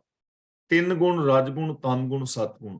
ਰਜਗੁਣੀ ਦਾ ਮਤਲਬ ਕਿ ਉਹ ਕਰਮ ਜੋ ਕਿ ਲੱਭ ਲੋਭ ਨੂੰ ਮੁੱਖ ਰੱਖ ਕੇ ਕੀਤੇ ਜਾਂਦੇ ਨੇ। ਦੇਖੋ, ਕੰਮ ਅਸੀਂ ਸਾਰੇ ਕਰ ਰਹੇ ਹਾਂ। ਕੁਝ ਲੋਕ ਨੇ ਸੱਚ ਨੂੰ ਆਧਾਰ ਬਣਾ ਕੇ ਕਰਮ ਕਰਦੇ ਨੇ। ਜੋ ਸੱਚ ਨੂੰ ਆਧਾਰ ਬਣਾ ਕੇ ਕਰਮ ਕਰਦੇ ਨੇ, ਉਹ ਕਰਮ ਕਿਰਤ ਬਣ ਜਾਂਦੇ ਨੇ, ਉਹ ਕਰਮ ਰੱਬ ਦੀ ਭਗਤੀ ਹੋ ਨਿਬੜਦੇ ਨੇ। ਤੇ ਕੁਝ ਲੋਕ ਨੇ ਜੋ ਝੂਠ ਨੂੰ, ਲੋਭ ਨੂੰ ਬੇਸ ਬਣਾ ਕੇ ਕਰਮ ਕਰਦੇ ਨੇ, ਉਹ ਕਰਮ ਜੰਜਾਲ ਬਣ ਜਾਂਦੇ ਨੇ, ਹੈ ਕੰਮ ਹੀ ਨੇ। ਤਾਂ ਰਜਗੁਣ ਦਾ ਮਤਲਬ ਜਿਹੜੇ ਲੋਭ ਲਾਲਚ ਨੂੰ ਮੁੱਖ ਰੱਖ ਕੇ ਕੰਮ ਕੀਤੇ ਜਾਂਦੇ ਨੇ, 2 ਨੰਬਰ ਦੇ ਧੰਦੇ। ਦੂਜਾ ਹੈ ਤਮਗੁਣ। ਤਮਗੁਣ ਦਾ ਮਤਲਬ ਹਨੇਰਾ, ਅਗਿਆਨਤਾ ਭਰੇ ਕਰਮ। ਉਹਦੇ ਵਿੱਚ ਪਾਪ ਕਰਮ ਵੀ ਆ ਗਏ, ਤੇ ਉਹਦੇ ਵਿੱਚ ਆ ਕਰਮ ਕਾਂਡ ਵੀ ਆ ਗਏ। ਤੀਰਥਾਂ ਤੇ ਨਹਾਉਣਾ, ਵਰਤਨ ਰਾਤੇ ਸਰਾਧ, ਜਪ ਤਪ ਸੰਜਮ, ਵਿਖਾਵੇ ਦੇ ਕਰਮ, ਇਹ ਸਭ ਅਗਿਆਨਤਾ ਭਰੇ ਕਰਮ ਨੇ। ਇਹਨਾਂ ਦਾ ਪ੍ਰਭੂ ਮਿਲਾਪ ਨਾਲ ਔਰ ਧਰਮ ਦੇ ਨਾਲ ਕੋਈ ਸੰਬੰਧ ਨਹੀਂ। ਤੇ ਤੀਜਾ ਹੈ ਸਤਗੁਣ। ਸਤਗੁਣ ਨੂੰ ਜਿਸ ਢੰਗ ਦੇ ਨਾਲ ਵਿਆਖਿਆਇਆ ਗਿਆ ਹੈ, ਉਹ ਗੁਰਬਾਣੀ ਵਿੱਚ ਉਹਦਾ ਉਹ ਮਤਲਬ ਨਹੀਂ। ਇੱਥੇ ਸਤਗੁਣ ਦਾ ਮਤਲਬ ਹੈ ਤਿਆਗ, ਕਿ ਸੰਸਾਰ ਨੂੰ ਤਿਆਗ ਹੀ ਦੇਣਾ, ਕੰਮ ਹੀ ਕੋਈ ਨਾ ਕਰਨਾ। ਇਹ ਤਿੰਨ ਮਾਇਆ ਦੇ ਗੁਣ ਨੇ। ਔਗਣ ਕਹਿ ਲੋ, ਗੁਣ ਕਹਿ ਲੋ, ਕੁਛ ਵੀ ਕਹਿ ਲੋ, ਲੇਕਿਨ ਇਹ ਤਿੰਨ ਗੁਣ ਇਹ ਨੇ, ਰਜਗੁਣ, ਤਮਗੁਣ, ਸਤਗੁਣ। ਇਸ ਦੁਨੀਆ ਵਿੱਚ ਤਿੰਨ ਕਿਸਮ ਦੇ ਲੋਕ ਆਪ ਨੂੰ ਮਿਲਣਗੇ। ਕੁਝ ਉਹ ਲੋਕ ਜੋ ਲਾਲਚ ਆਦਿਕ ਨੂੰ ਬੇਸ ਬਣਾ ਕੇ 2 ਨੰਬਰ ਦੇ ਧੰਦੇ ਕਰ ਰਹੇ ਨੇ। ਕੁਝ ਉਹ ਲੋਕ ਨੇ ਜੋ ਧਰਮ ਦੀ ਦੁਨੀਆ ਵਿੱਚ ਵੀ ਵਿਚਰ ਰਹੇ ਨੇ, ਲੇਕਿਨ ਅਗਿਆਨਤਾ ਭਰੇ ਕਰਮ ਕਰ ਰਹੇ ਨੇ, ਪਾਪ ਵੀ ਕਰੀ ਜਾ ਰਹੇ ਨੇ, ਅਗਿਆਨਤਾ ਵਾਲੇ ਕਰਮ। ਤੀਜੇ ਉਹ ਲੋਕ ਨੇ ਜੋ ਦੁਨੀਆ ਨੂੰ ਛੱਡ ਹੀ ਗਏ ਨੇ, ਉਹਨਾਂ ਨੇ ਕੰਮ ਕਰਨਾ ਹੀ ਛੱਡ ਦਿੱਤਾ, ਉਹ ਬਾਬੇ ਹੀ ਬਣ ਗਏ ਨੇ, ਉਹ ਜੰਗਲਾਂ ਵਿੱਚ ਫਿਰ ਰਹੇ ਨੇ। ਤੇ ਇਹ ਤਿੰਨੇ ਹੀ ਕਰਮ ਗਲਤ ਨੇ। ਜੇ ਸਾਰੀ ਦੁਨੀਆ ਬਾਬੇ ਬਣ ਜਾਏ, ਤੁਸੀਂ ਕਲਾਸ ਵਾਲੇ ਵੀ, ਮੈਂ ਵੀ, ਹੋਰ ਵੀ ਸਾਡੇ ਸੱਜਣ ਮਿੱਤਰ ਰਿਸ਼ਤੇਦਾਰ ਬਾਬੇ ਬਣ ਜਾਣ, ਤੇ ਜਟਾਵਾਂ ਵਧਾ ਕੇ, ਸਵਾਸੂ ਮਲ ਕੇ, ਕਰਮੰਡਲ ਫੜ ਕੇ ਤੁਰ ਪੈਣ ਬਾਹਰ, ਤੇ ਖਾਣਗੇ ਕਿੱਥੋਂ? ਰੋਟੀ ਕਿੱਥੋਂ ਆਏਗੀ? ਫੈਕਟਰੀਆਂ, ਕਾਰਖਾਨੇ ਕੌਣ ਚਲਾਏਗਾ? ਨਹੀਂ ਨਾ ਚੱਲ ਸਕਦਾ ਇਹ ਕੰਮ। ਚੌਥੀ ਕਿਸਮ ਦੇ ਉਹ ਲੋਕ ਨੇ ਜੋ ਗੁਰੂ ਜੀ ਨੇ ਸੋਚ ਦਿੱਤੀ ਹੈ ਕਿ ਇਸ ਦੁਨੀਆ ਦੇ ਵਿੱਚ ਜੀਣਾ ਹੈ। ਉਹ ਇਸ ਦੁਨੀਆ ਵਿੱਚ ਜੀ ਰਹੇ ਨੇ ਸੱਚ ਨੂੰ ਬੇਸ ਬਣਾ ਕੇ। ਨਾ ਤੇ ਉਹ ਪਾਪ ਕਰਦੇ ਨੇ, ਨਾ ਉਹ ਅਗਿਆਨਤਾ ਭਰੇ ਕਰਮ ਕਰਦੇ ਨੇ, ਨਾ ਉਹ ਸੰਸਾਰ ਨੂੰ ਛੱਡ ਕੇ ਭਗੌੜੇ ਹੋਏ ਨੇ। ਉਹ ਸੱਚ ਨੂੰ ਆਧਾਰ ਬਣਾ ਕੇ ਦੁਨੀਆ ਤੋਂ ਨਿਰਲੇਪ ਰਹਿ ਕੇ ਜੀ ਰਹੇ ਨੇ। ਇਹਨੂੰ ਕਹਿੰਦੇ ਨੇ ਚੌਥੀ ਪਦਵੀ, ਇਹਨੂੰ ਕਹਿੰਦੇ ਨੇ ਤੁਰਿਆ ਪਦ, ਇਹਨੂੰ ਕਹਿੰਦੇ ਨੇ ਰੱਬ ਦਾ ਮਾਲਕ, ਰੱਬ ਦਾ ਰਾਹ, ਇਹਨੂੰ ਕਹਿੰਦੇ ਨੇ ਰੱਬ ਦੀ ਕਥਾ, ਨਿਰਗੁਣ ਕਥਾ।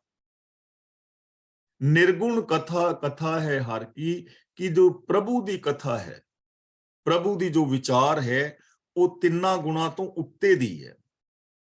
ਇਹ ਤਿੰਨਾਂ ਗੁਣਾ ਤੋਂ, ਜਿਹੜੇ ਰਾਜਗੁਣ ਤਨ ਗੁਣ ਕਹੇ ਨੇ, ਇਸ ਤੋਂ ਅਗਲੀ ਗੱਲ ਹੈ। ਭਜ ਮਿਲ ਸਾਧੂ ਸੰਗਤ ਜਨ ਕੀ। ਭਜ ਦਾ ਮਤਲਬ ਯਾਦ ਕਰ, ਸਾਂਝ ਪਾ। ਮਿਲ ਸਾਧੂ ਦਾ ਮਤਲਬ ਗੁਰੂ ਨੂੰ ਮਿਲ, ਗੁਰੂ ਦੇ ਚਰਨਾਂ ਦੀ ਸ਼ਰਨ ਵਿੱਚ ਜਾ। ਸੰਗਤ ਜਾਨਕੀ ਦਾ ਮਤਲਬ ਰੱਬ ਦੇ ਪਿਆਰਿਆਂ ਦੀ ਸੰਗਤ। ਇਸ ਲਈ ਗੁਰੂ ਦੀ ਸੰਗਤ ਵਿੱਚ ਮਿਲ, ਤੇ ਗੁਰੂ ਦੀ ਸੰਗਤ ਵਿੱਚ ਮਿਲ ਕੇ ਰੱਬੀ ਗੁਣਾਂ ਦੇ ਨਾਲ ਸਾਂਝ ਪਾ। ਜੇ ਤੂੰ ਗੁਰੂ ਦੀ ਸੰਗਤ ਵਿੱਚ ਮਿਲ ਕੇ ਰੱਬੀ ਗੁਣਾਂ ਦੇ ਨਾਲ ਸਾਂਝ ਪਾ ਲਵੇਂ ਤਾਂ ਫਿਰ ਤੂੰ ਰੱਬ ਵਰਗਾ ਹੋ ਸਕਦਾ ਹੈ। ਤਰ ਭੌਜਲ ਅਕਥ ਕਥਾ ਸੁਣ ਹਰ ਕੀ। ਅਕਥ ਕਥਾ, ਅਕਥ ਕਥਾ ਦਾ ਮਤਲਬ ਜਿਹਦੇ ਗੁਣਾਂ ਦਾ ਅੰਤ ਨਹੀਂ ਪਾਇਆ ਜਾ ਸਕਦਾ। ਹੁਣ ਮੈਂ ਰੱਬ ਦੀ ਵਿਚਾਰ ਕਰ ਰਿਹਾ ਹਾਂ, ਬਾਣੀ ਦੀ ਵਿਚਾਰ ਕਰ ਰਿਹਾ ਹਾਂ, ਪਰ ਇਹ ਇੰਨੀ ਕੁ ਹੈ, ਨਿੱਕੀ ਜੀ, ਥੋੜੀ ਜੀ, ਕਿਉਂਕਿ ਮੇਰੀ ਮੱਤ ਹੀ ਇੰਨੀ ਕੁ ਹੈ, ਮੇਰੀ ਸਮਝ ਇੰਨੀ ਕੁ ਹੈ, ਮੈਨੂੰ ਪਹੁੰਚ ਹੀ ਇੰਨੀ ਕੁ, ਮੇਰੀ ਉਡਾਰੀ ਹੀ ਇੰਨੀ ਕੁ, ਮੈਨੂੰ ਸਮਝ ਹੀ ਇੰਨੀ ਕੁ, ਇਸ ਤੋਂ ਜ਼ਿਆਦਾ ਸਮਝ ਨਹੀਂ ਹੈ ਨਾ। ਜੇ ਮੈਂ ਚਾਹਾਂ ਕਿ ਮੈਂ ਪੂਰੀ ਦੁਨੀਆ ਦਾ ਅੰਤ ਪਾ ਲਿਆ ਤਾਂ ਉਹ ਮੇਰੀ ਬੇਵਕੂਫੀ ਹੋਏਗੀ। ਜੇ ਮੈਂ ਕਹਾਂ ਕਿ ਰੱਬ ਦੇ ਸਾਰੇ ਗੁਣਾਂ ਦਾ ਮੈਂ ਅੰਤ ਪਾ ਲਿਆ ਤਾਂ ਉਹ ਮੇਰੀ ਮੂਰਖਤਾ ਹੋਏਗੀ। ਕੋਈ ਵੀ ਅੰਤ ਨਹੀਂ ਪਾ ਸਕਦਾ। ਅਕਥ ਕਥਾ ਦਾ ਮਤਲਬ ਜਿਹਦੇ ਗੁਣਾਂ ਦਾ ਅੰਤ ਨਹੀਂ ਪਾਇਆ ਜਾ ਸਕਦਾ, ਉਹਦੇ ਗੁਣਾਂ ਨੂੰ ਸੁਣ, ਉਹਦੇ ਗੁਣਾਂ ਦਾ ਧਾਰਨੀ ਹੋ। ਤੇ ਤਰ ਭੌਜਲ ਦਾ ਮਤਲਬ ਵਿਕਾਰਾਂ ਨੂੰ ਤਰ ਜਾ, ਯਾਨੀ ਰੱਬ ਦੇ ਅਨੰਤ ਗੁਣ ਨੇ, ਉਸ ਅਨੰਤ ਗੁਣਾਂ ਦੇ ਮਾਲਕ ਦੀਆਂ ਗੱਲਾਂ, ਕਥਾ ਕਹਾਣੀਆਂ ਸੁਣ, ਉਹਨਾਂ ਨੂੰ ਆਪਣੇ ਜੀਵਨ ਵਿੱਚ ਇੰਪਲੀਮੈਂਟ ਕਰ ਤੇ ਇਸ ਭਵਜਲ ਤੋਂ, ਵਿਕਾਰਾਂ ਦੇ ਸਾਗਰ ਤੋਂ ਤਰ ਜਾ। ਪਰ ਇਹ ਗੱਲਾਂ ਸੁਣਾ ਕਿੱਥੋਂ, ਇਹ ਗੱਲਾਂ ਮਿਲਣ ਕਿੱਥੋਂ, ਇਹੋ ਜਿਹੀ ਸੋਚ ਮਿਲੇ ਕਿਵੇਂ? ਗੋਬਿੰਦ ਸਤ ਸੰਗਤ ਮੇ ਲਾਏ। ਹੇ ਗੋਬਿੰਦ, ਮੇਰੇ ਤੇ ਕਿਰਪਾ ਕਰ, ਮੈਨੂੰ ਗੁਰੂ ਦੀ ਸੰਗਤ ਵਿੱਚ ਮਿਲਾ, ਮੈਨੂੰ ਗੁਰੂ ਦਾ ਮਿਲਾਪ ਬਖਸ਼, ਮੈਂ ਗੁਰੂ ਦੀ ਸੰਗਤ ਵਿੱਚ ਮਿਲ ਸਕਾਂ। ਤਾਂ ਇਹ ਬਚਨ, ਇਹ ਵਿਚਾਰਾਂ ਗੁਰੂ ਦੇ ਚਰਨਾਂ ਦੀ ਸ਼ਰਨ ਚੋਂ ਮਿਲਣਗੀਆਂ। ਤੇ ਉੱਥੇ ਫਿਰ ਕੀ ਹੋਏਗਾ? ਹਰ ਰਸ ਰਸਨਾ ਰਾਮ ਗੁਣ ਗਾਏ। ਕਿ ਹੇ ਗੋਬਿੰਦ, ਮੈਨੂੰ ਗੁਰੂ ਦੀ ਸੰਗਤ ਵਿੱਚ ਮਿਲਾ, ਜਿਸ ਕਰਕੇ ਮੇਰੀ ਜੋ ਜ਼ਬਾਨ ਹੈ ਰੱਬੀ ਗੁਣਾਂ ਦਾ ਰਸ ਲੈ ਲੈ ਕੇ ਤੇਰੇ ਗੁਣ ਗਾਉਂਦੀ ਰਹੇ। ਯਾਨੀ ਗੁਰੂ ਦੀ ਸ਼ਰਨ ਵਿੱਚ ਆਵਾਂਗੇ, ਇੱਥੋਂ ਸਾਨੂੰ ਗੁਣਾਂ ਦੀ ਦਾਤ ਮਿਲੇਗੀ, ਗਿਆਨ ਦਾ ਦਾਤ ਤੇ ਗਿਆਨ ਦੀ ਦਾਤ ਮਿਲੇਗੀ, ਅਗਿਆਨਤਾ ਮਿਟੇਗੀ।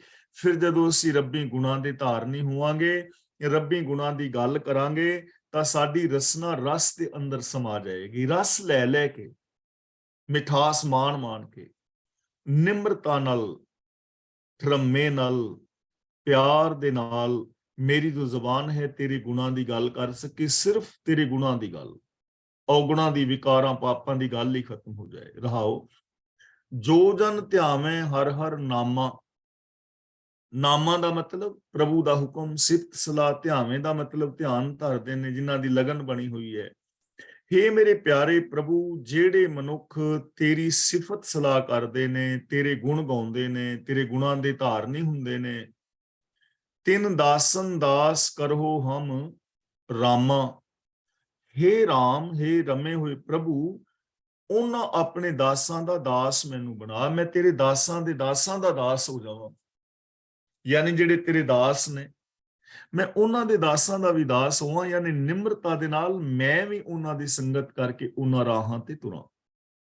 ਜਨ ਕੀ ਸੇਵਾ ਉੱਤਮ ਕਾਮਾ। ਕਾਮਾਂ ਦਾ ਮਤਲਬ ਕੰਮ। ਜੋ ਪ੍ਰਭੂ ਪਿਆਰਿਆਂ ਦੀ ਦੱਸੀ ਸੇਵਾ ਹੈ ਨਾ, ਰੱਬੀ ਪਿਆਰਿਆਂ ਦੇ ਰਾਹਾਂ ਤੇ ਤੁਰਨਾ, ਉਹਨਾਂ ਦੀ ਸੰਗਤ ਕਰਨੀ, ਇਹ ਦੁਨੀਆ ਦਾ ਸਭ ਤੋਂ ਵਧੀਆ ਕੰਮ ਹੈ। ਜਿੰਨੇ ਵੀ ਮਿੱਥੇ ਹੋਏ ਧਾਰਮਿਕ ਕਰਮ ਨੇ ਨਾ, ਵਰਤਨ ਰਾਤੇ ਸਰਾਧ ਵਗੈਰਾ, ਜਿਹੜੇ ਅਸੀਂ ਰੋਜ਼ ਗਿਣਨੇ ਆ, ਸਭ ਵਿਅਰਥ ਨੇ, ਬੇਕਾਰ ਨੇ। ਜੇ ਕੋਈ ਸਭ ਤੋਂ ਚੰਗਾ ਕੰਮ ਜ਼ਿੰਦਗੀ ਵਿੱਚ ਅਸੀਂ ਕਰ ਸਕਦੇ ਹਾਂ, ਉਹ ਹੈ ਚੰਗੇ ਲੋਕਾਂ ਦੀ ਸੰਗਤ ਕਰਨੀ, ਰੱਬੀ ਪਿਆਰਿਆਂ ਦੇ ਰਾਹਾਂ ਤੇ ਤੁਰਨਾ, ਉਹਨਾਂ ਉਸ ਸੋਚ ਨੂੰ ਅਪਣਾਉਣਾ ਜੋ ਸਚਿਆਰ ਲੋਕਾਂ ਨੇ ਅਪਣਾਈ ਹੈ, ਜੋ ਗੁਰੂ ਨੇ ਅਪਣਾਈ ਹੈ, ਜੋ ਗੁਰੂ ਨੇ ਸੋਚ ਦੱਸੀ ਹੈ, ਉਸ ਸੋਚ ਨੂੰ ਅਪਣਾ ਲੈਣਾ, ਇਹ ਦੁਨੀਆ ਦਾ ਸਭ ਤੋਂ ਵੱਡਾ ਸੋਹਣਾ ਉੱਤਮ ਕੰਮ ਹੈ। ਜੋ ਹਰ ਕੀ ਹਰ ਕਥਾ ਸੁਣਾਵੇ। ਜੋ ਸਾਨੂੰ ਪ੍ਰਭੂ ਦੀ ਕਥਾ ਸੁਣਾਏ, ਸਿਫਤ ਸਲਾਹ ਦੀਆਂ ਗੱਲਾਂ ਸੁਣਾਏ। ਹੁਣ ਪ੍ਰਭੂ ਦੀ ਕਥਾ ਪਿੱਛੇ ਸੁਣ ਲਈ ਹੈ ਨਾ, ਨਿਰਗੁਣ ਕਥਾ, ਕਥਾ ਹੈ ਹਰ ਕੀ। ਰੱਬ ਦੀ ਕਥਾ ਉਹ ਹੈ ਜੋ ਤਿੰਨਾਂ ਗੁਣਾਂ ਤੋਂ ਉਤਲੀ ਗੱਲ ਕਰੇ। ਨਾ ਤਾਂ ਲੱਭ ਲੋਭ ਜਿਹਦੇ ਵਿੱਚ ਹੋਵੇ, ਨਾ ਜਿਹਦੇ ਵਿੱਚ ਕਰਮ ਕਾਂਡ ਹੋਣ, ਨਾ ਜਿਹਦੇ ਵਿੱਚ ਤਿਆਗ ਆਦਿਕ ਦੀ ਗੱਲ ਹੋਵੇ, ਜੋ ਸਾਨੂੰ ਰੱਬ ਦੀ ਸਿਫਤ ਸਲਾਹ ਸੁਣਾਏ ਕਿ ਇਸ ਦੁਨੀਆ ਦੇ ਅੰਦਰ ਰਹਿ ਕੇ ਨਿਰਲੇਪ ਕਿਵੇਂ ਹੋਣਾ ਹੈ, ਜੋ ਚੌਥੇ ਪਦ ਦੀ ਗੱਲ ਹੈ, ਜੋ ਲੱਭ ਲੋਭ ਲਾਲਚ ਔਰ ਤਿਆਗ ਤੋਂ ਉੱਤੇ ਉੱਠ ਕੇ ਜੀਵਨ ਜੀਣਾ ਹੈ, ਜੋ ਸਾਨੂੰ ਉਸ ਪ੍ਰਭੂ ਦੀ ਸਿਫਤ ਸਲਾਹ ਸੁਣਾਏ, ਜੋ ਉਹਦੀਆਂ ਸਾਨੂੰ ਗੱਲਾਂ ਸੁਣਾਵੇ। ਸੋ ਜਨ ਹਮਰੇ ਮਨ ਚਿਤ ਭਾਵੈ, ਉਹ ਜਿਹੜਾ ਰੱਬ ਦਾ ਪਿਆਰਾ ਹੈ, ਉਹ ਮੇਰੇ ਮਨ ਵਿੱਚ ਔਰ ਮੇਰੇ ਚਿੱਤ ਵਿੱਚ ਪਿਆਰਾ ਲੱਗਦਾ ਹੈ, ਉਹਦੇ ਨਾਲ ਮੇਰਾ ਪਿਆਰ ਬਣੇ। ਤਾਂ ਅਸੀਂ ਵੀ ਉਹਨਾਂ ਦੇ ਨਾਲ ਪਿਆਰ ਬਣਾਉਣਾ ਹੈ ਜੋ ਸਾਨੂੰ ਪ੍ਰਭੂ ਦੀਆਂ ਇਹ ਗੱਲਾਂ ਸੁਣਾਉਣ। ਉਹਦਾ ਰੀਜ਼ਨ ਹੈ, ਜੇ ਤੁਸੀਂ ਐਸੇ ਲੋਕਾਂ ਨਾਲ ਪਿਆਰ ਬਣਾਓਗੇ ਤਾਂ ਤੁਹਾਨੂੰ ਸਾਂਝ ਤੁਹਾਡੀ ਇਹਨਾਂ ਗੁਣਾਂ ਦੇ ਨਾਲ ਰਹੇਗੀ, ਤੁਹਾਡੀ ਜ਼ਿੰਦਗੀ ਐਸੀ ਹੋਵੇਗੀ, ਤੁਹਾਡੀ ਸੋਚ ਐਵੇਂ ਦੀ ਬਣੇਗੀ। ਤੇ ਜੇ ਕਰਮਕਾਂਡੀ ਲੋਕਾਂ ਨਾਲ ਸੰਗਤ ਬਣਾ ਲਓਗੇ ਤੇ ਤੁਹਾਡੀ ਸੋਚ ਕਰਮਕਾਂਡਾਂ ਵਾਲੀ, ਉਹ ਤੁਹਾਨੂੰ ਤੀਰਥਾਂ ਵੱਲ ਭੇਜ ਦੇਣਗੇ, ਵਰਤਨ ਰਾਤਿਆਂ ਵਿੱਚ ਉਲਝਾ ਦੇਣਗੇ, ਜੋਤ ਕੁੰਭ ਨਾਰੀਅਲ ਤੁਹਾਡੇ ਹੱਥ ਵਿੱਚ ਫੜਾ ਦੇਣਗੇ ਤੇ ਉਹ ਲੋਕ ਕਰਮਕਾਂਡਾਂ ਵਿੱਚ ਉਲਝਾ ਦੇਣਗੇ। ਇਸ ਲਈ ਮੇਰੇ ਮਨ ਔਰ ਮੇਰੇ ਚਿੱਤ ਨੂੰ ਉਹ ਪਿਆਰਾ ਲੱਗਦਾ ਹੈ ਜੋ ਮੈਨੂੰ ਰੱਬ ਦੀ ਸਿਫਤ ਸਲਾਹ ਸੁਣਾਉਂਦਾ ਹੈ। ਜਨ ਪਗ ਰੇਣ ਵਡ ਭਾਗੀ ਭਾਵੈ। ਜਨ ਪਗ ਦਾ ਮਤਲਬ ਰੱਬ ਦੇ ਪਿਆਰਿਆਂ ਦੀ ਜੋ ਚਰਨ ਹੈ, ਰੇਣ ਦਾ ਮਤਲਬ ਧੂੜ, ਜੋ ਪ੍ਰਭੂ ਦੇ ਪਿਆਰਿਆਂ ਦੀ ਖਾਕ। ਕੋਈ ਵੱਡੇ ਭਾਗਾਂ ਵਾਲਾ ਪਾਉਂਦਾ, ਇੱਥੇ ਖਾਕ ਦਾ ਮਤਲਬ ਇਹ ਨਹੀਂ ਕਿ ਮਿੱਟੀ ਚੁੱਕ ਲੈਂਦਾ, ਖਾਕ ਦਾ ਮਤਲਬ ਨਿਮਰਤਾ ਦੇ ਨਾਲ ਉਹਨਾਂ ਰਾਹਾਂ ਤੇ ਤੁਰਦਾ ਹੈ, ਉਸ ਸੋਚ ਨੂੰ ਪਾ ਲੈਂਦਾ ਹੈ। ਜੋ ਰੱਬ ਦੇ ਪਿਆਰੇ ਨੇ, ਰੱਬੀ ਰਾਹਾਂ ਤੇ ਤੁਰਨ ਵਾਲਿਆਂ ਦਾ ਜੋ ਰਾਹ ਹੈ, ਉਹਨਾਂ ਨੂੰ ਕੋਈ ਵੱਡੇ ਭਾਗਾਂ ਵਾਲਾ ਪਾਉਂਦਾ ਹੈ, ਭਾਵ ਕੋਈ ਵੱਡੇ ਭਾਗਾਂ ਵਾਲਾ ਜੋ ਨਿਮਰਤਾ ਦੇ ਨਾਲ ਉਹਨਾਂ ਦੀ ਸੰਗਤ ਕਰਕੇ ਉਸ ਰਾਹ ਤੇ ਤੁਰਦਾ ਹੈ। ਸੰਤ ਜਨਾ ਸਿਉ ਪ੍ਰੀਤ ਬਨ ਆਈ। ਹੇ ਨਾਨਕ, ਪ੍ਰਭੂ ਦੇ ਪਿਆਰਿਆਂ ਦੇ ਨਾਲ ਉਹਨਾਂ ਦੀ ਪ੍ਰੀਤ ਬਨ ਆਈ ਦਾ ਮਤਲਬ ਪ੍ਰੀਤ ਨਿਭਦੀ ਹੈ। ਜੋ ਰੱਬੀ ਪਿਆਰੇ ਨੇ, ਰੱਬੀ ਰਜ਼ਾ ਵਿੱਚ ਤੁਰਦੇ ਨੇ, ਗੁਰੂ ਦੀ ਮੱਤ ਦੇ ਧਾਰਨੀ ਨੇ, ਉਹਨਾਂ ਦੀ ਪ੍ਰੀਤ ਰੱਬੀ ਪਿਆਰਿਆਂ ਦੇ ਨਾਲ ਨਿਭ ਜਾਂਦੀ ਹੈ। ਕਿੰਨਾ ਦੀ ਨਿਭਦੀ ਹੈ? ਜਿਨ ਕੋ ਲਿਖਤ ਲਿਖਿਆ ਧੁਰ ਪਾਈ। ਪਾਈ ਦਾ ਮਤਲਬ ਪਾਇਆ ਹੋਇਆ ਹੈ। ਧੁਰ ਪਾਈ ਦਾ ਮਤਲਬ ਜੋ ਧੁਰ ਤੋਂ ਹੀ ਲੇਖ ਲਿਖਿਆ ਹੈ, ਧੁਰ ਤੋਂ ਹੀ ਜੋ ਸਿਸਟਮ ਚਲਿਆ ਆ ਰਿਹਾ ਹੈ, ਯਾਨੀ ਸ਼ੁਰੂ ਤੋਂ ਲੈ ਕੇ ਚੱਲ ਰਹੇ ਕੁਦਰਤੀ ਨੇਮਾਂ ਮੁਤਾਬਕ ਜਿਨ੍ਹਾਂ ਦੇ ਮਸਤਕ ਦੇ ਉੱਤੇ ਸ਼ੁਭ ਸੰਸਕਾਰਾਂ ਦੀ ਲਿਖਤ ਪਈ ਹੋਈ ਹੈ, ਉਹ ਲਿਖਤ ਅਸੀਂ ਆਪ ਪਾਈ ਹੈ। ਜੋ ਮੈਂ ਰੋਜ਼ ਬੇਨਤੀ ਕਰ ਰਿਹਾ, ਜੋ ਅਸੀਂ ਸੋਚਦੇ ਹਾਂ, ਬੋਲਦੇ ਹਾਂ, ਜੋ ਅਸੀਂ ਕਰਮ ਕਰਦੇ ਹਾਂ, ਸਾਡੇ ਅੰਦਰ ਸੰਸਕਾਰ ਬਣੀ ਜਾਂਦੇ ਨੇ, ਸਾਡਾ ਸੁਭਾਅ ਬਣ ਜਾਂਦਾ ਹੈ। ਤਾਂ ਧੁਰ ਤੋਂ ਚਲੇ ਆ ਰਹੇ ਰੱਬੀ ਕੁਦਰਤੀ ਨੇਮਾਂ ਮੁਤਾਬਕ ਜਿਨ੍ਹਾਂ ਨੇ ਆਪਣੇ ਜੀਵਨ ਦੇ ਅੰਦਰ ਸ਼ੁਭ ਗੁਣਾਂ ਦੇ ਸੰਸਕਾਰਾਂ ਦੀ ਲਿਖਤ ਪਾਈ ਹੈ ਨਾ, ਉਹਨਾਂ ਦੀ ਪ੍ਰੀਤ ਰੱਬੀ ਗੁਣਾਂ ਵਾਲਿਆਂ ਇਨਸਾਨਾਂ ਨਾਲ ਬਣ ਜਾਂਦੀ ਹੈ।